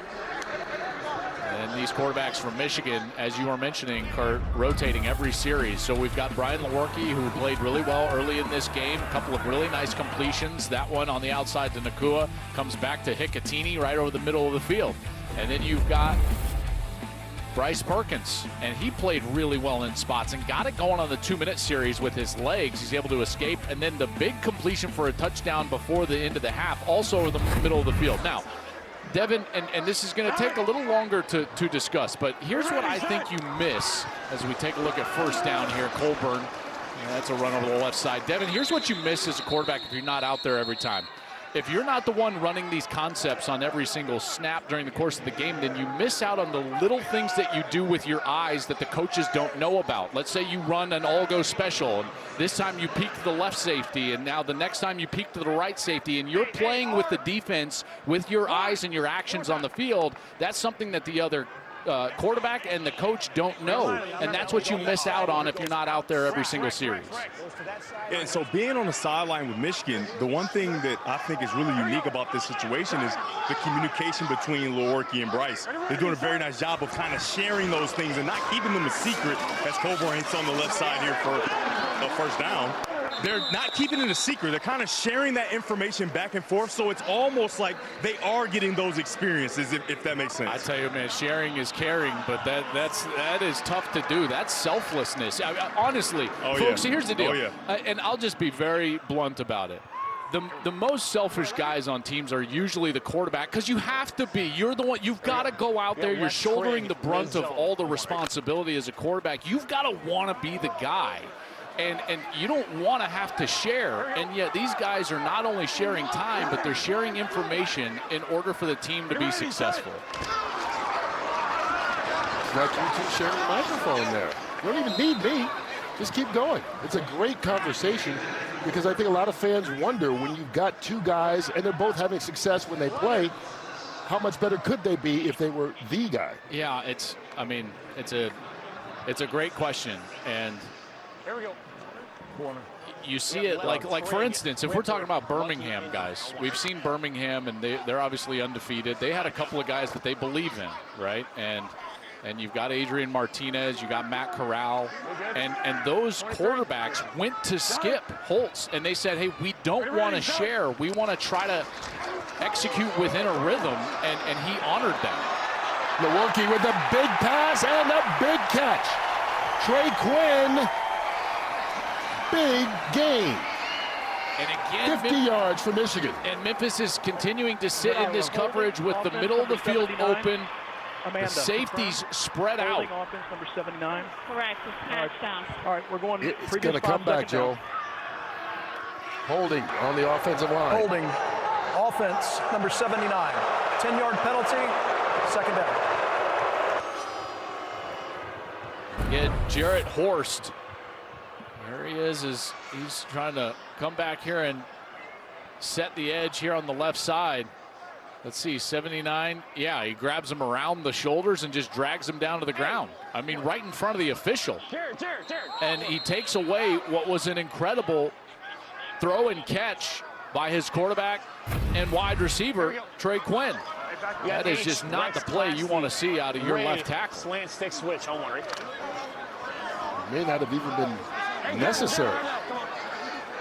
DJ Daniel was rushing, but wasn't close to the quarterback as the ball was being thrown. So instead of a 50-yard gain, they get backed up. It's 2nd and 16. Free play. And it's dropped incomplete. Let's go, baby. He's offside. Unless he was drawn offsides, this will be against the Memphis defensive line. Offside. Defense, number 52. 5-yard penalty. Second down. Tyshawn Render. 11. Rex, Trey, Rip, Hank, Hook. Rex, Trey, Rip, Hank, Hook. Here we go. We got Rex, Trey, Rip, Hank, Hook. I want it. All right, so when I hear Hank, and I know it's a little different system, but what you normally have is a control route over right here, and then you've got a curl on both sides. Whichever linebacker catches that hook, then you operate curl to that side. Beautifully done by Brian Lewerke. That's it. That's a perfect job. So here's the read. You've got the little hook right over the ball. as soon as you get someone catch that route, like a linebacker, what you're going to do is operate to that side, curl route. So he goes over there and reads curl flat to the right side. If the left linebacker would have caught that tight end in the middle of the field, he would have operated to the left side of the field. So it's a post-snap, full-field read that you've got to operate, reading the tight end first, and Lewerke did a great job of doing that. Picks up 10 yards to Nakua, 3rd and 1. Sir! Are you ready, sir? They hand it off. Colburn. Let's see where they spot this. There's another flag down as well. Number 52, defense, personal foul, face mask. That's going to be a render again. The previous spot? Correct. Previous spot. No, we're going to tack it on. No, tack on. Do we get above it? We're just over, so we're going to tack this on. Okay, so what's your number? 52, defense. Samson. Personal foul, face mask, defense, number 52. 15-yard penalty and an automatic first down. Back-to-back penalties on render. Exactly. And sometimes you just can't avoid the face mask. Here's 52, Tyshawn Render, and there's the face mask right there. Just gets a hand up high, turns the face of the tight end there, Cole Hicatini. We got Lex Trey Fib, Liz Belly, X-Bank Scrape. On one, right? So Michigan inching back down the field. I think with this safety down, they're going to throw a little screen right out here to this outside. Nope, they're running. They hand it off Colburn. Hit hard right about the line of scrimmage.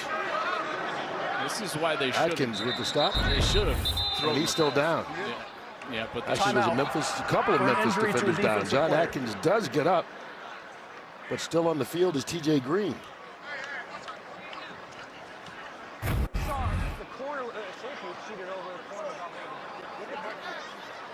So we'll take an injury timeout with 6:52 left to play here in this 3rd quarter.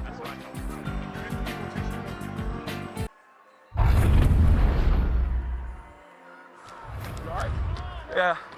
I can't. Yeah. I just can't breathe still, but I'm gonna be fine. I just need some acetaminophen or something. Yeah. How do we do? We get a field goal? Yeah, let's go. What are we scoring?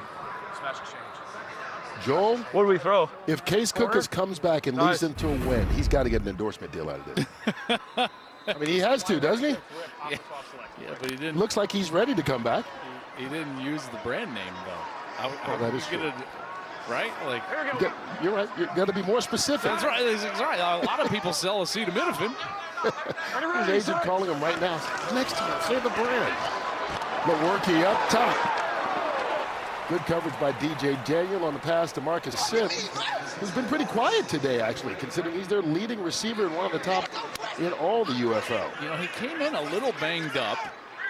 But, yeah, you're right, Kurt. He was 2nd in the league in receiving yards, 2nd in the league in yards per catch, 37 targets so far in the season. That leads Michigan. Rex, vacant, Ricky, Chop, Indy. On one, right?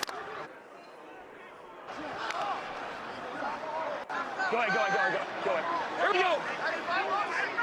Sir. Ready, sir. Here we go from the 33. In and out of the hands of his intended receiver. And that was Colburn out of the backfield. It'll bring up a 4th down. They got the matchup that they wanted, and they motion the back Colburn out of the backfield, and they get him one-on-one against Anthony Butler. So now you've got a linebacker out here on the corner against the running back, and you feel like you've got the ability to go convert, and that ball is just out of the reach of the running back Colburn. If that's on his face mask, he's going to have a chance to get the line to gain.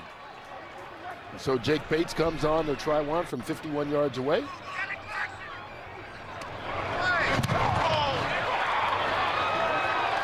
And he misses it.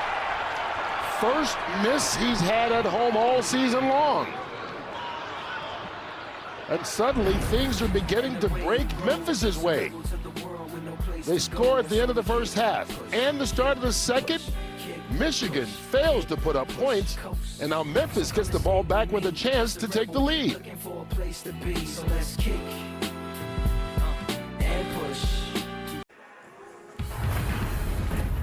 Welcome back to the UFL, presented by the U.S. Army.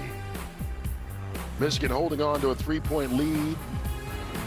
Getting late in the third quarter here, and coming up next, it's Baseball Night in America on Fox, as Manny Machado and the Padres battle Ronald Acuna Jr. and the Braves, or you can catch the Angels taking on the Rangers.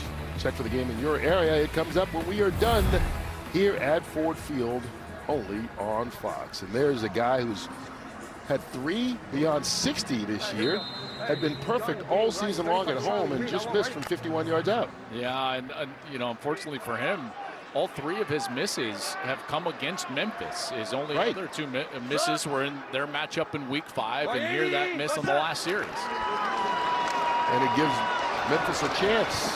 Darius Victor with the run. Josh Love still in at quarterback after the injury to Case Cookus. Yeah, and Cookus, he's still struggling. Yep, you could hear in that audio that we heard, he just can't breathe. And Here we go. Josh Love comes in and has some success. And so, you know, Coach DiFilippo is thinking to himself, well, you know, listen, I can go with a guy who in Cookus is not 100% or a quarterback that just scored a touchdown for us. And so Josh Love gets the series here for the Showboats. They came in relief on that last series, 2 for 2, including a 14-yard touchdown. Holds on to it here, and there's Vinny Papali. Gonna be a couple yards short, brings up a 3rd down. Hey, what do I have in there? 11. Mock. Gun trips left open. Stag. Mock. Gun trips left open. Stag. Stag. Right here. Stag.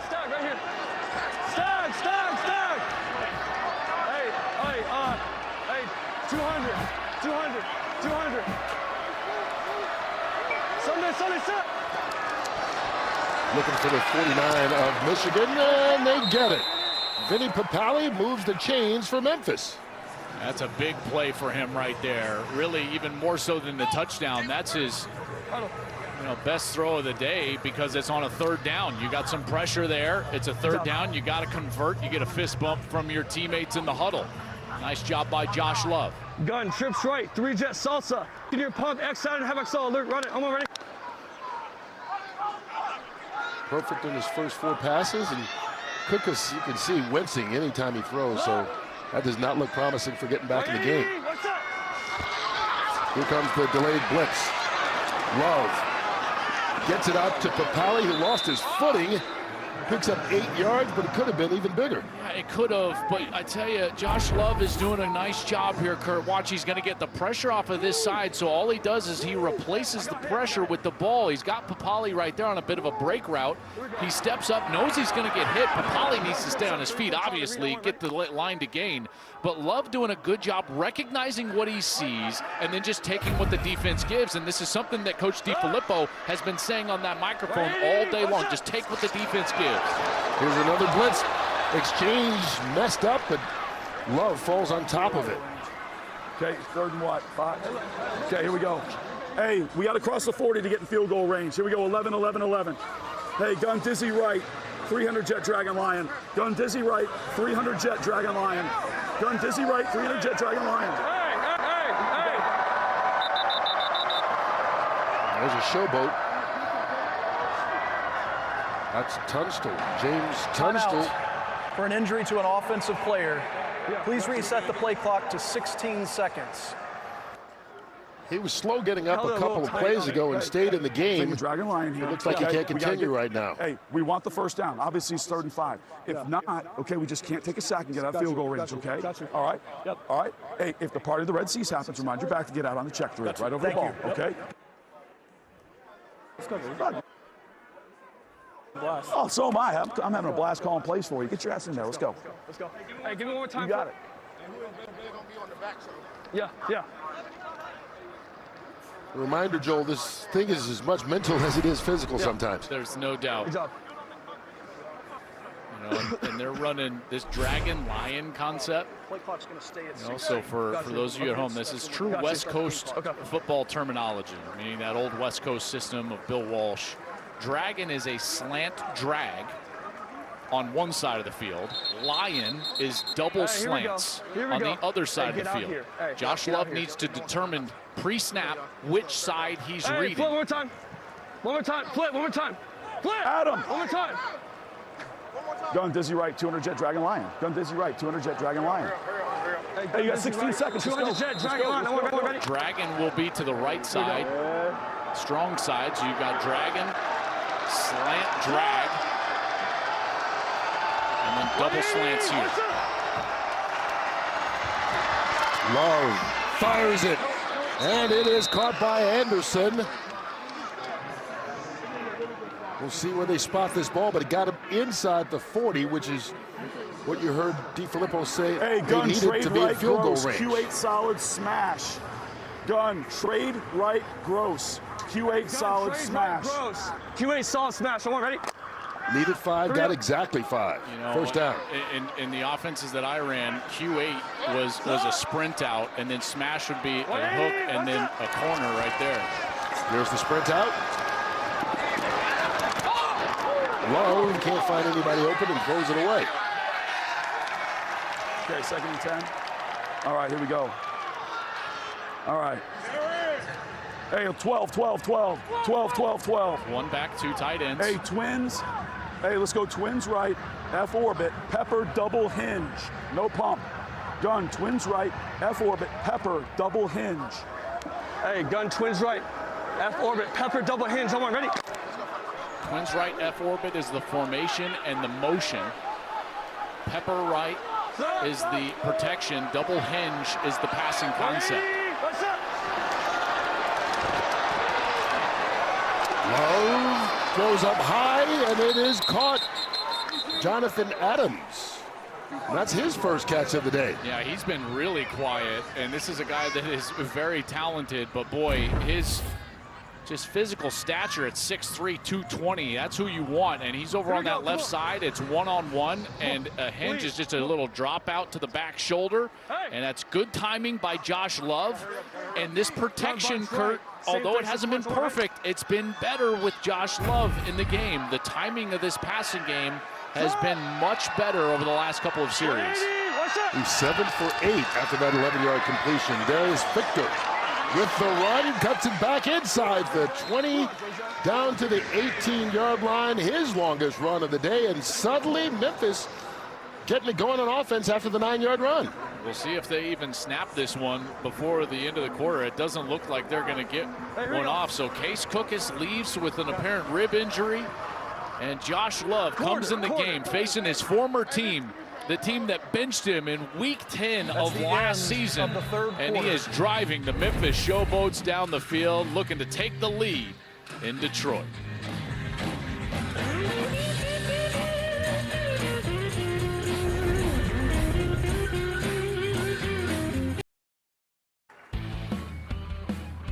Well, the hometown Panthers have not trailed at all today. It was tied at 6 at one point after the first possession of each team, but since then they've held on to the lead in a game that they need to win if they want to have any shot at that #1 seed in the USFL conference. Meanwhile, you take a look on the other side, and Memphis trying to get the lead and end a 6-game losing streak, and they played so much better, it seems, with Josh Love at quarterback here.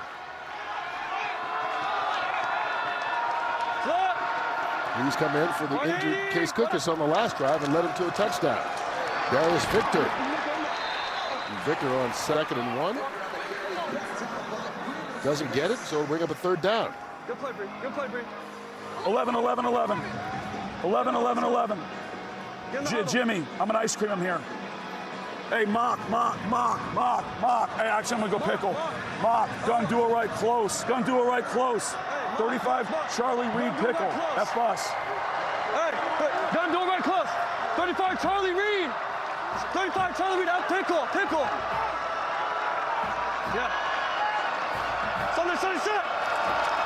Needing a yard, Victor lowers his shoulder, fights his way, and gets 2. And that's a 1st down for Memphis. They're pushing and shoving afterwards, but it'll move the chains. Come on, Jamie.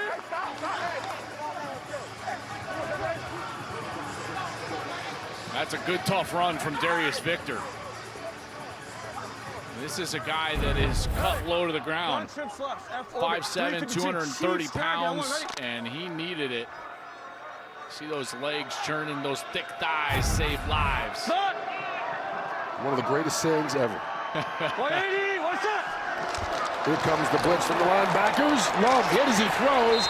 And that was a little high for Victor, who goes up and pulls it in. Deshaun White bringing the heat. He was under serious duress right in his face. He gets Deshaun White in his face, and he's able to just sit there and know that he can throw the ball hot out to his back, and he's able to still complete it. I tell you what, that takes a lot of courage as a quarterback, and the ball is just out. Devin way quicker right now with Josh Love than it was with Cookus. Man, he just has a plan of where he wants to go with it, and you can see him going here to the back shoulder. Intended for Adams, no flag on the play. You know, and it seems like they're just more engaged as we, Devin, look at Adams on this route. It seems like the entire team, there's just a better rhythm, more engagement from the sideline to the offensive line to everybody. Yeah, I mean, on the sideline here, the offensive line is getting involved in conversations with Love, and that's just not something I saw with Case, the offensive lineman having conversations with him. And maybe that's helping, right, with the pressures, because Love is having that communication. He's not getting as much pressure, and he knows where his hots are, like we saw in the previous play. Here comes the blitz again on the 14th play of the drive. Batted down, and it will fall incomplete. Pressure got to him that time. Oh, my goodness. Well, let me show you. Dude. Wide open for a touchdown. That's a shame. He does have it. It is wide open. Watch this route on this left side. And if this ball doesn't get batted down, look at Vinny Papali. He is wide open. It was Garrett Marino who got in there and knocked it down, so it'll be a 32-yard field goal attempt instead by Matt Coughlin if they can get it off.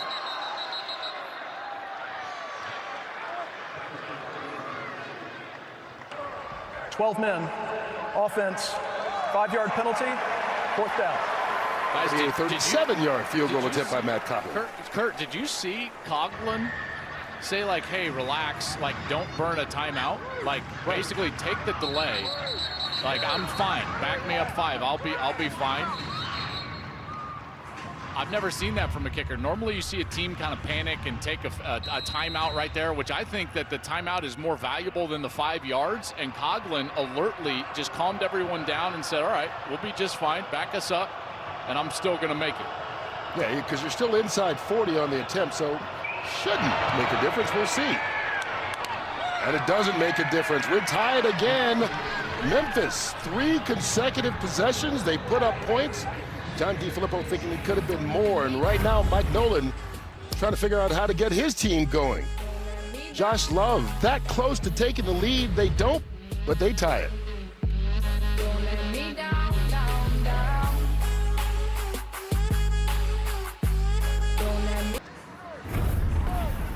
Well, let's take a look at our quarterback comparison brought to you by Steel.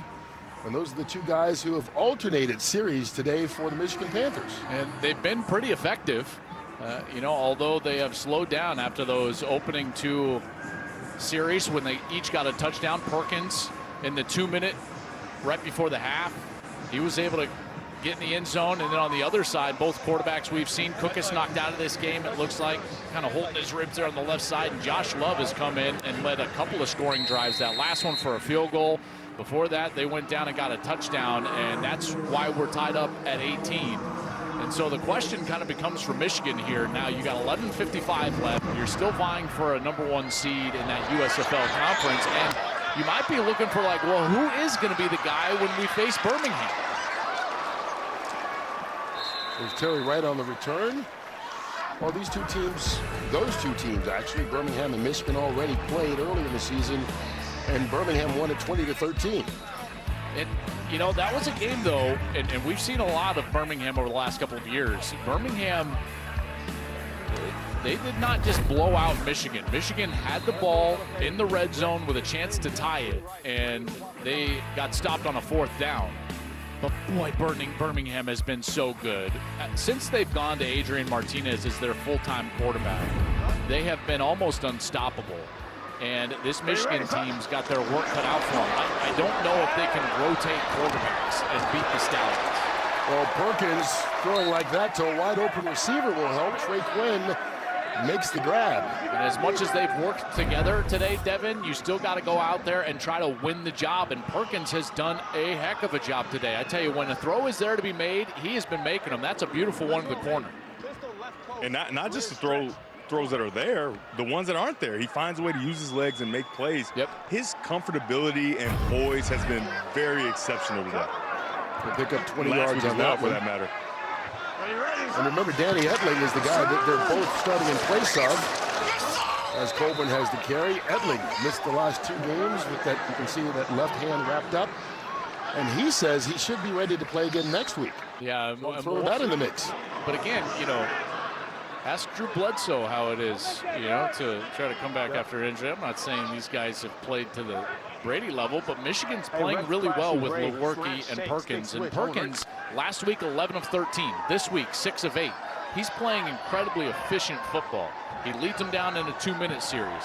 So regardless of if Etling is healthy or not, you got to look at Bryce Perkins at some point, maybe even Lewerke, and say to ourselves, do they give us the better option to win? In particular with this, guys, his ability to run, and we've seen that a couple of times. And that's the element he brings that none of their other quarterbacks have. Devin, a good decision here. He sees the middle of the field wide open, takes it, moves the chains. I mean, that's what we're talking about. Those times where maybe it's a little murky downfield. Maybe they cover. Maybe they drop in the coverage. He finds a way to make a play. And then what I like is the protection of yourself, right? You got to protect yourself when you're running at this level. And he does a nice job of getting what he can, getting down, and moving on to the next play. Gets 9 yards, then a first down. Matthew Colburn through a hole. Colburn down inside the 20, and another Michigan first. Boy, hasn't Colburn been a little bit out of sight, out of mind over the course of the last quarter or so? And then here we go, a nice little delay, and you see that patience from Colburn. Watch Colburn right when he gets this exchange from Perkins. Watch his little pause, and then it opens up, and he's able to burst through the middle of the field and gain positive yards. And this is a team that wants to rely on the run game. They lost Wes Hills in the first series of the game, and it's been a little bit patchwork ever since as far as the run. But here in the fourth quarter, what do we see? Matthew Colburn. And he picks up 15 there, gets it again. Back-to-back plays, and takes advantage of it. Colburn down inside the 10. A little stutter step, and another nice run by Colburn for 10 yards. Devin, you know what that looked like? That looked like Blake Corum running for Michigan. Oh, yeah. You know that pause Oh, yeah. and then find the lane and go? So, Joel, so many years ago, coaches would yell at you, that you stop tiptoeing, get through the hole, get through the hole. But now this style of running where you're patient to see it open up and allowing your offensive lineman to get on bodies and then bursting when you see the opening. He's doing an outstanding job, and I think you're exactly right. He does look like Blake Corum. You know, Le'Veon Bell really was the first guy that got everybody's attention doing that at the NFL level. Perkins back in the end zone, caught for the score. Devin Gray, and Michigan is back on top.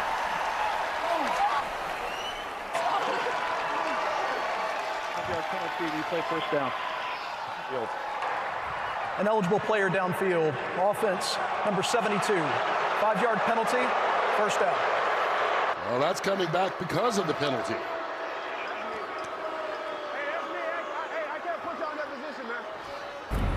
This is Okorafor, number 72.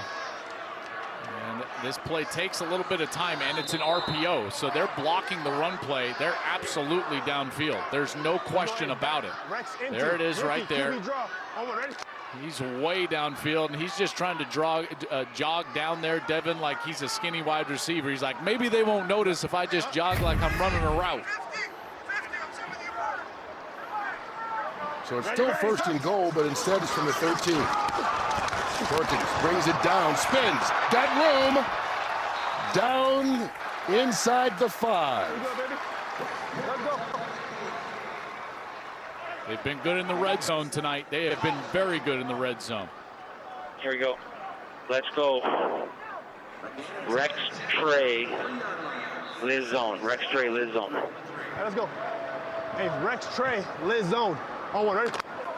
There's nothing attached to this, guys. This is just a straight Zone run over to the left side. We'll see if Colburn is able to be patient, maybe even pop this one out to the left. Ready. Handoff. Colburn fighting into the end zone.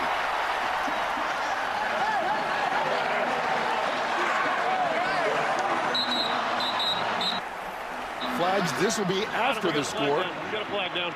Know what it is. Hey, Adam the flag. We're number 9, unnecessary roughness, hands right to the face. Okay, so dead ball foul. After the play, personal foul, unnecessary roughness, defense number 9? Yes. Okay.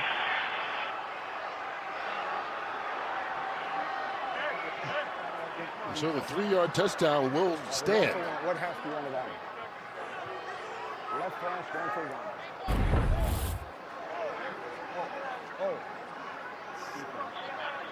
After the play. Correct, yes, sir. Everything's clear. Score is clear. Personal foul's clear. Hash. Okay. Thank you, guys. The results of the play is a touchdown. After the play was over, personal foul, unnecessary roughness, defense number 9. Michigan has elected to go for 3 points on the try.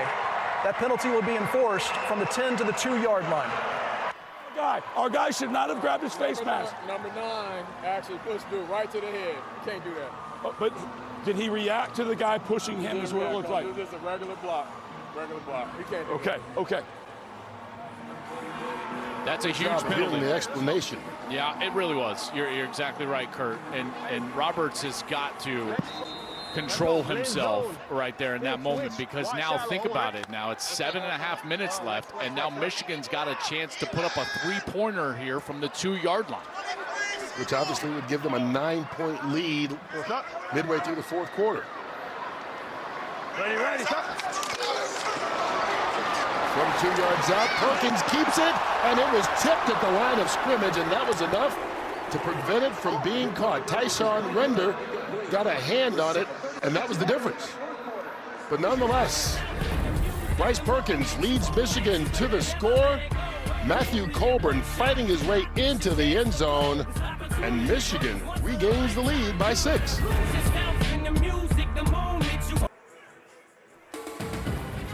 Today's game is sponsored by Dr. Pepper. Football, it's a pepper thing. And by Dots Pretzels, Dots sensationally seasoned pretzels.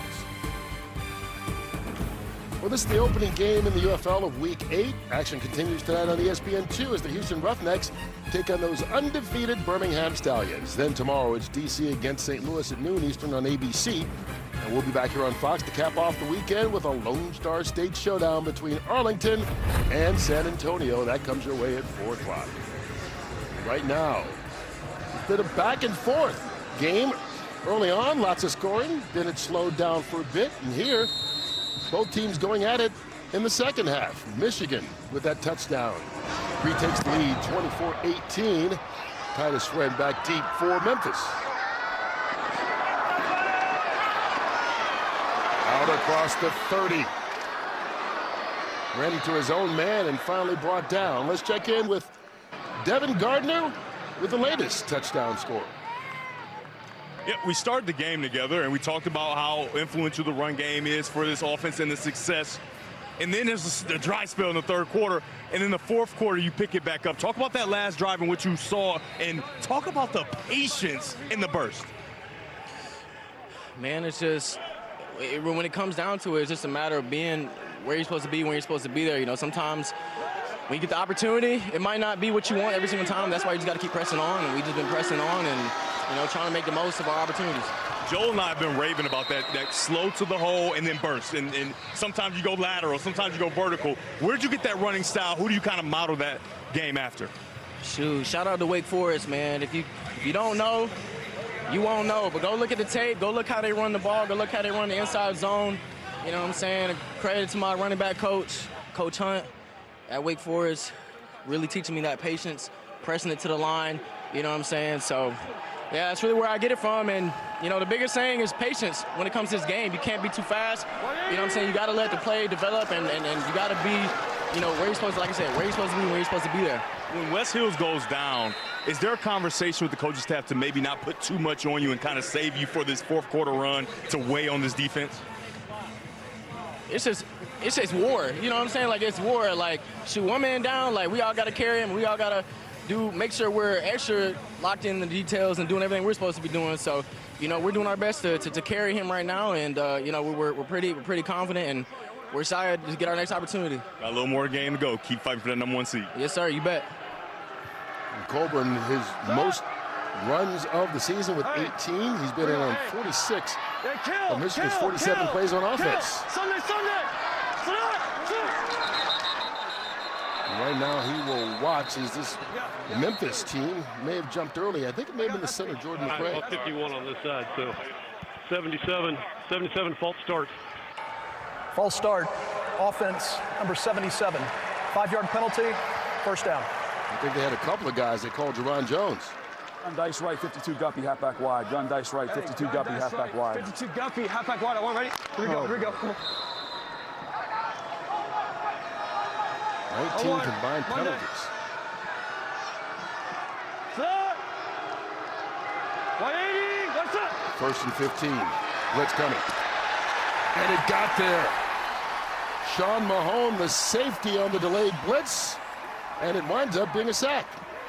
Well, and in this protection, Josh Love has got to know that he's not protected. So if he gets a blitz on this side, he's got to either throw hot right there or to his quickest route. And his eyes are not in the right spot. And that blitz gets to him right away. So a nice dialed up pressure there from Michigan's defense, and a good blitz of staying in phase by Sean Mahone, meaning he didn't run and jump and take himself out of the play as the quarterback tried to dip around him. He was under control and got the sack. So after picking up a first down, we get a penalty and then a sack. 2nd and 23, and Love out to Surratt. Okay. Right at the 40-yard line. Hey, 0-0. Do we have 0-0? 0-0. Hey, be ready versus double buzz to pump inside, throw outside. Gun trade right out, B. 50 Niagara special. Gun trade right out, B. 50 Niagara special. Gun trade right out, B. 50 Niagara special. One ready. A lot of words in that one. Here we go. Set. 180. What's it? On 3rd and 20, Love sacked again. This time it's T.J. Carter. And this Memphis offense slowed down by Michigan, who maybe had their best defensive series of the game. And that pass rush showing up when they needed it most. Just 3 guys rushing right here. You're going to get this 3-man rush, but watch the inside move from Breland Speaks, and then he's able to get right in the face of the quarterback. He doesn't get the sack, but boy, that's a great assist from number 57, one of the best in the UFL. Certainly a guy that's in the running for the Defensive Player of the Year guys this year. And Michigan defense just shut the door. Terry Wright backed up, loses the football, and wisely just dives on it to retain possession.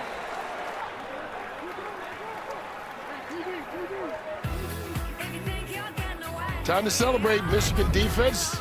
You did your job, got the ball back to their offense, and right now, 3.5 minutes left. They'll try and hold on to this 6-point lead. It's a matter on the dance floor, but you better not kill the... Welcome back to the UFL, presented by the U.S. Army. We go back to the last series offensively for the Michigan Panthers, and it was a quality one, and Bryce Perkins was right in the middle of it. Beautiful throw right there. That was Trey Quinn on the receiving end, and then it was the legs of Bryce Perkins that got him going, and then the legs of Matthew Colburn. He got going. That was a very impressive drive, and a drive that surely made their head coach Mike Nolan happy. Not only did they take a lot of time off the clock, but they asserted that physicality that they're going to need right here.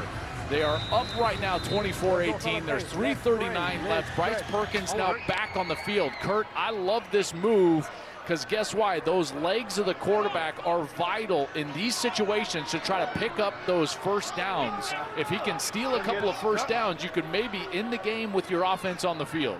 Yeah, they have alternated possessions all day long. This is the first time one quarterback has played back-to-back series, and Perkins hands off to Colburn on the first play. There's Lewerke. He played well today, 6 of 11 for 82 yards, but it's the ability of Bryce Perkins to threaten the defense with his legs from Mike Nolan in this offense. If I'm Marcel Belfait, the offensive coordinator, not only am I trying to take as much time as possible, but I'm putting Bryce Perkins in the read with Matt Colburn. So either one of these guys can now carry the ball.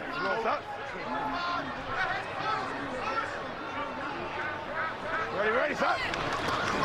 From the 24, he hands it off to Colburn. Cuts it back, first down, Michigan. And they eat up more clock. And Devin, that's exactly what they're doing. Little zone read, he gives it to Colburn, and then you see that Wake Forest slow mesh. Beautiful job by Colburn. Yeah, and Perkins is doing such a nice job of holding in there to the last second, but there's no true risk of bad ball security, and everybody on defense has to freeze. They cannot move until that ball is clearly exchanged, and by that time, Colburn is already getting a first down. Colburn, 20 carries, 84 yards, and 2 touchdowns. Carry number 21.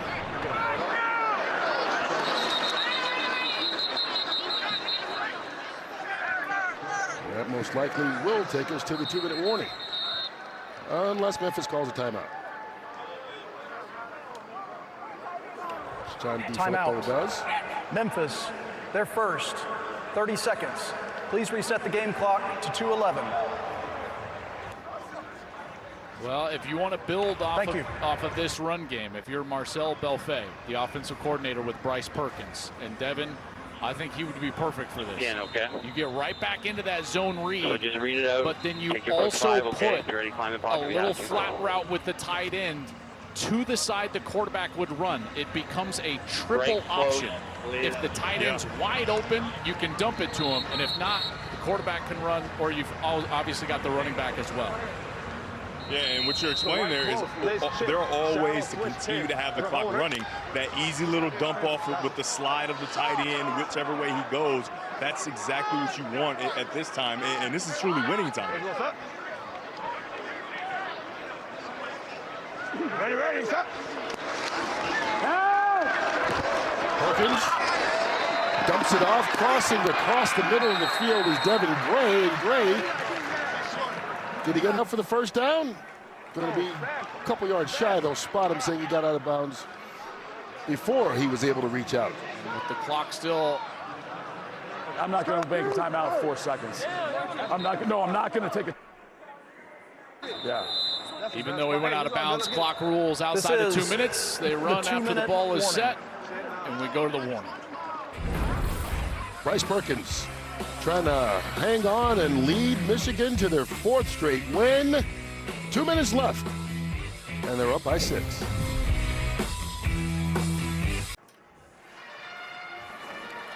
Well, let's look at the playoff race in the UFL. The Stallions, of course, galloped out to a perfect 7-0 record to lead the field. The Michigan Panthers, they're the only team to have clinched the playoff berth as of now. Meanwhile, St. Louis, San Antonio, and DC are all jockeying for playoff position as we come down the backstretch. And right now, Michigan needing to win out and have Birmingham lose 1 game in order to maybe grab that #1 seed in the USFL conference. And this is just such a huge snap here at 3rd and 1. If Memphis can get a stop, they'll get the ball back with about 1:50 left, right around there. If they don't, the best they can do, Kurt, is get the ball back with about 20, 25 seconds. On the sneak. And it looks like they got enough. And they move the chains. First down, Michigan. This is a great job by the quarterback. Devin, you got to look for the hole. Where's the hole in Memphis, the defense? It's right there. second. So look as he goes over to that right side. There was no defensive lineman. All those linemen had squeezed down near the ball, so Perkins went basically off tackle. Devin, that's a great job by Bryce Perkins. Yeah, 100%. So many times you see quarterbacks just go barreling into the back of the center, but there's a method and a technique to the quarterback sneak. And like you said, you got to find that hole, find that bubble, kind of get in there, turn your body, do what you have to do to get that 1 yard. He does it there. And that's why Mike Nolan reacted like he did, because he knows now with only one timeout left, Memphis is up against it. I don't think they can't get the ball back before about 20 to 30 seconds left in this game if everything goes perfect for them. And you can see this would be, if they hold on to the football here, Michigan's 4th consecutive win. Only 2 more left against Houston, and that last game could mean something against Birmingham to determine who has the #1 seed going into the playoffs. They will finish facing one another in week 10 and then take on each other the very next week in the USFL championship game. Timeout. Memphis, their 3rd and final. 30 seconds. Please reset the game clock to 1:52. Michigan had to hang on to win the game. They never trailed. It was tied at 6 and then tied again at 18. But this Panther team just seems to be playing better and better and more consistent, probably is a better way to say it, each and every week. Yeah, and I think that they're just really sound. You know, we didn't see the mistakes in this game that we saw in their first matchup against Memphis when they really let Memphis back in the game. Remember, they had that muffed punt. They gave up the touchdown right before the half, and now they can look ahead to that Week 10 matchup against Birmingham. They'll face them the very next week, like you were talking about, in the USFL Conference Championship game on that side. And this is a team that has become fundamentally one of the better teams in the UFL just because they're solid at the line of scrimmage and they don't make a ton of mistakes. Here's Bryce Perkins. And you know what? They may have found the quarterback as well along the way. Yeah, and that's what I was just going to talk about. Devin, I'd love your thoughts on this. Sometimes guys don't lose the job. Other guys just win the job. And maybe they'll continue to rotate. I'm not sure. But when you couple together Bryce Perkins' ability to throw, in particular in big moments like late in that first half, and then his ability to run and what he did extending drives with his legs, and I think Bryce Perkins is probably their best option moving forward. In the USFL, we learned that's what it takes to win. Alex Magoo, we got Martinez with Birmingham, and that's what it looks like. Complete control, able to control the game with your legs and with your arm when you need to, but more importantly, when you're called on to make a play with your legs, he's able to do it. And this is without a lot of preparation, Joel. Yeah. Signed about mid-season, and this is a big spot right here, whether Colburn got this first down or not. You got to be quicker than that. They officially marked it just short. So it'll be 4th and 1. Timeout for an official measurement. And we'll check it out with our True Line technology to make sure. Well, I think you've got to punt this ball away. You cannot give them the ball at midfield. What do you think here? Go or we should punt this thing deep? Huh? The result of the play is a 4th down. The clock will start on my signal. All day long, he's been conservative and he's punted and he's relied on his defense. All right, yeah, I'll do that. I'm gonna let the clock run. Okay, Please reset the game clock to 1:04, and the clock will start on my signal. So there, because of the time that already occurred, I'm pretty sure. Why is it 25 and not 35 right now? Because it was administrative stoppage to measure, so we're going to put it at 25. Oh, this is a terrible break for Michigan. Here we go. All right, I'm going to let it go down, okay? The officials just cost Michigan 10 seconds. Quiet, please. Right, this is a loophole in the rules. Because it's an administrative stop, and that's why the clock stopped. The game clock, or excuse me, the play clock went to 25, not 35. Michigan's trying to drain as much time as they possibly can. This saves Memphis 10 seconds. Timeout. Michigan, they're first. Listen up. 30 seconds. Marcel? Wait, I got to talk to the officials. Adam, what did we do with the play clock there? We measured, and where did we go with the play clock? We went to 25 because we never started. The play clock never started. It was at 35 originally. It never started. So administrative. But on a measurement, we want to freeze it where it is. I'm just trying to find out where it was when we measured. They're talking about exactly what I was talking about. Hold on, we're going to look at the...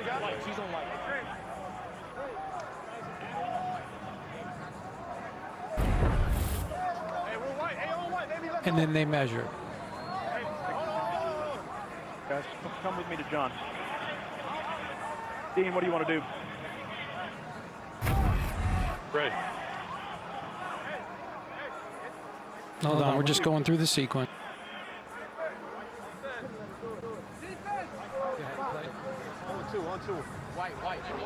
Up to 25. Let's roll. The right class. Let's roll. Hey, hold on back up. Hold on back up. Hold on back up. So Dean Blandino talking to the officials, and he's going through the sequence, as you can hear, being explained. And if you had the game coming down to an administrative timeout, a play clock decision, 101 on the game then clock. you win. The play clock should have been frozen at 33 because that's when we measured. Okay, so we've got to go from 101. We've got to take 33 seconds from there. 104 was the end of the play. Say that again. We reset it from 101 to 104, which was the end of the play.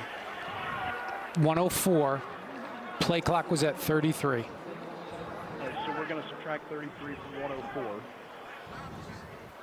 Correct. So we're at 31 seconds.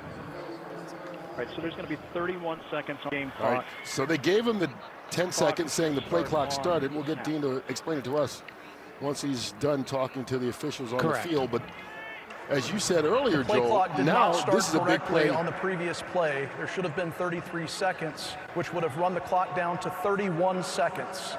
Please reset the game clock to 31 seconds, and the clock will start on the snap. Benefits Michigan and hurts Memphis. We were able to listen to you, Dean, but explain it in layman's terms. Yeah, so we were just trying to figure out where the play clock was when they decided to measure. It should stay, it should freeze, because if you change it to 25, that's going to impact, right? It could lose, you could lose 10 seconds, you could gain time. So that's what we were just trying to figure out. All right, they got it figured out. Michigan going for it instead. And looks like on fourth down, they got the first. Let's see where they spot this football. If they did, game over.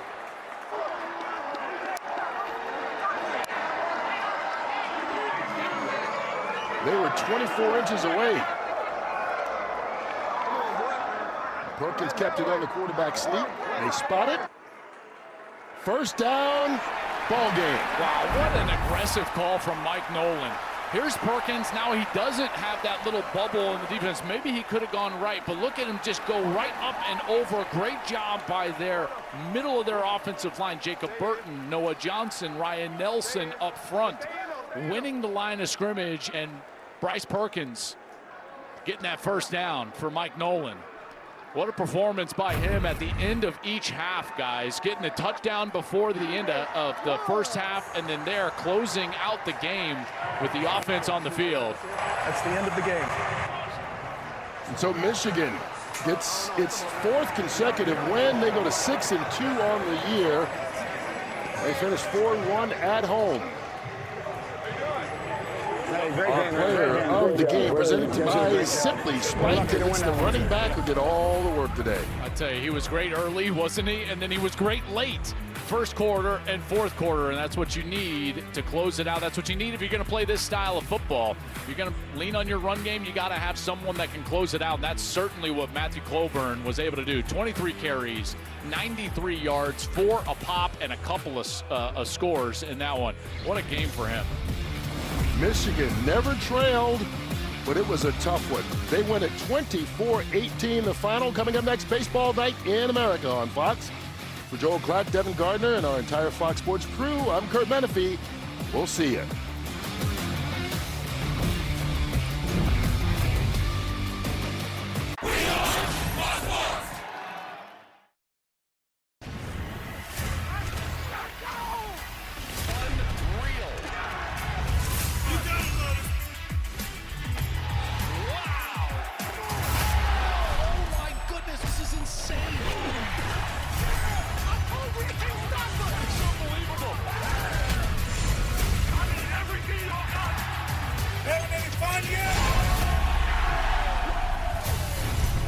United Football League on Fox.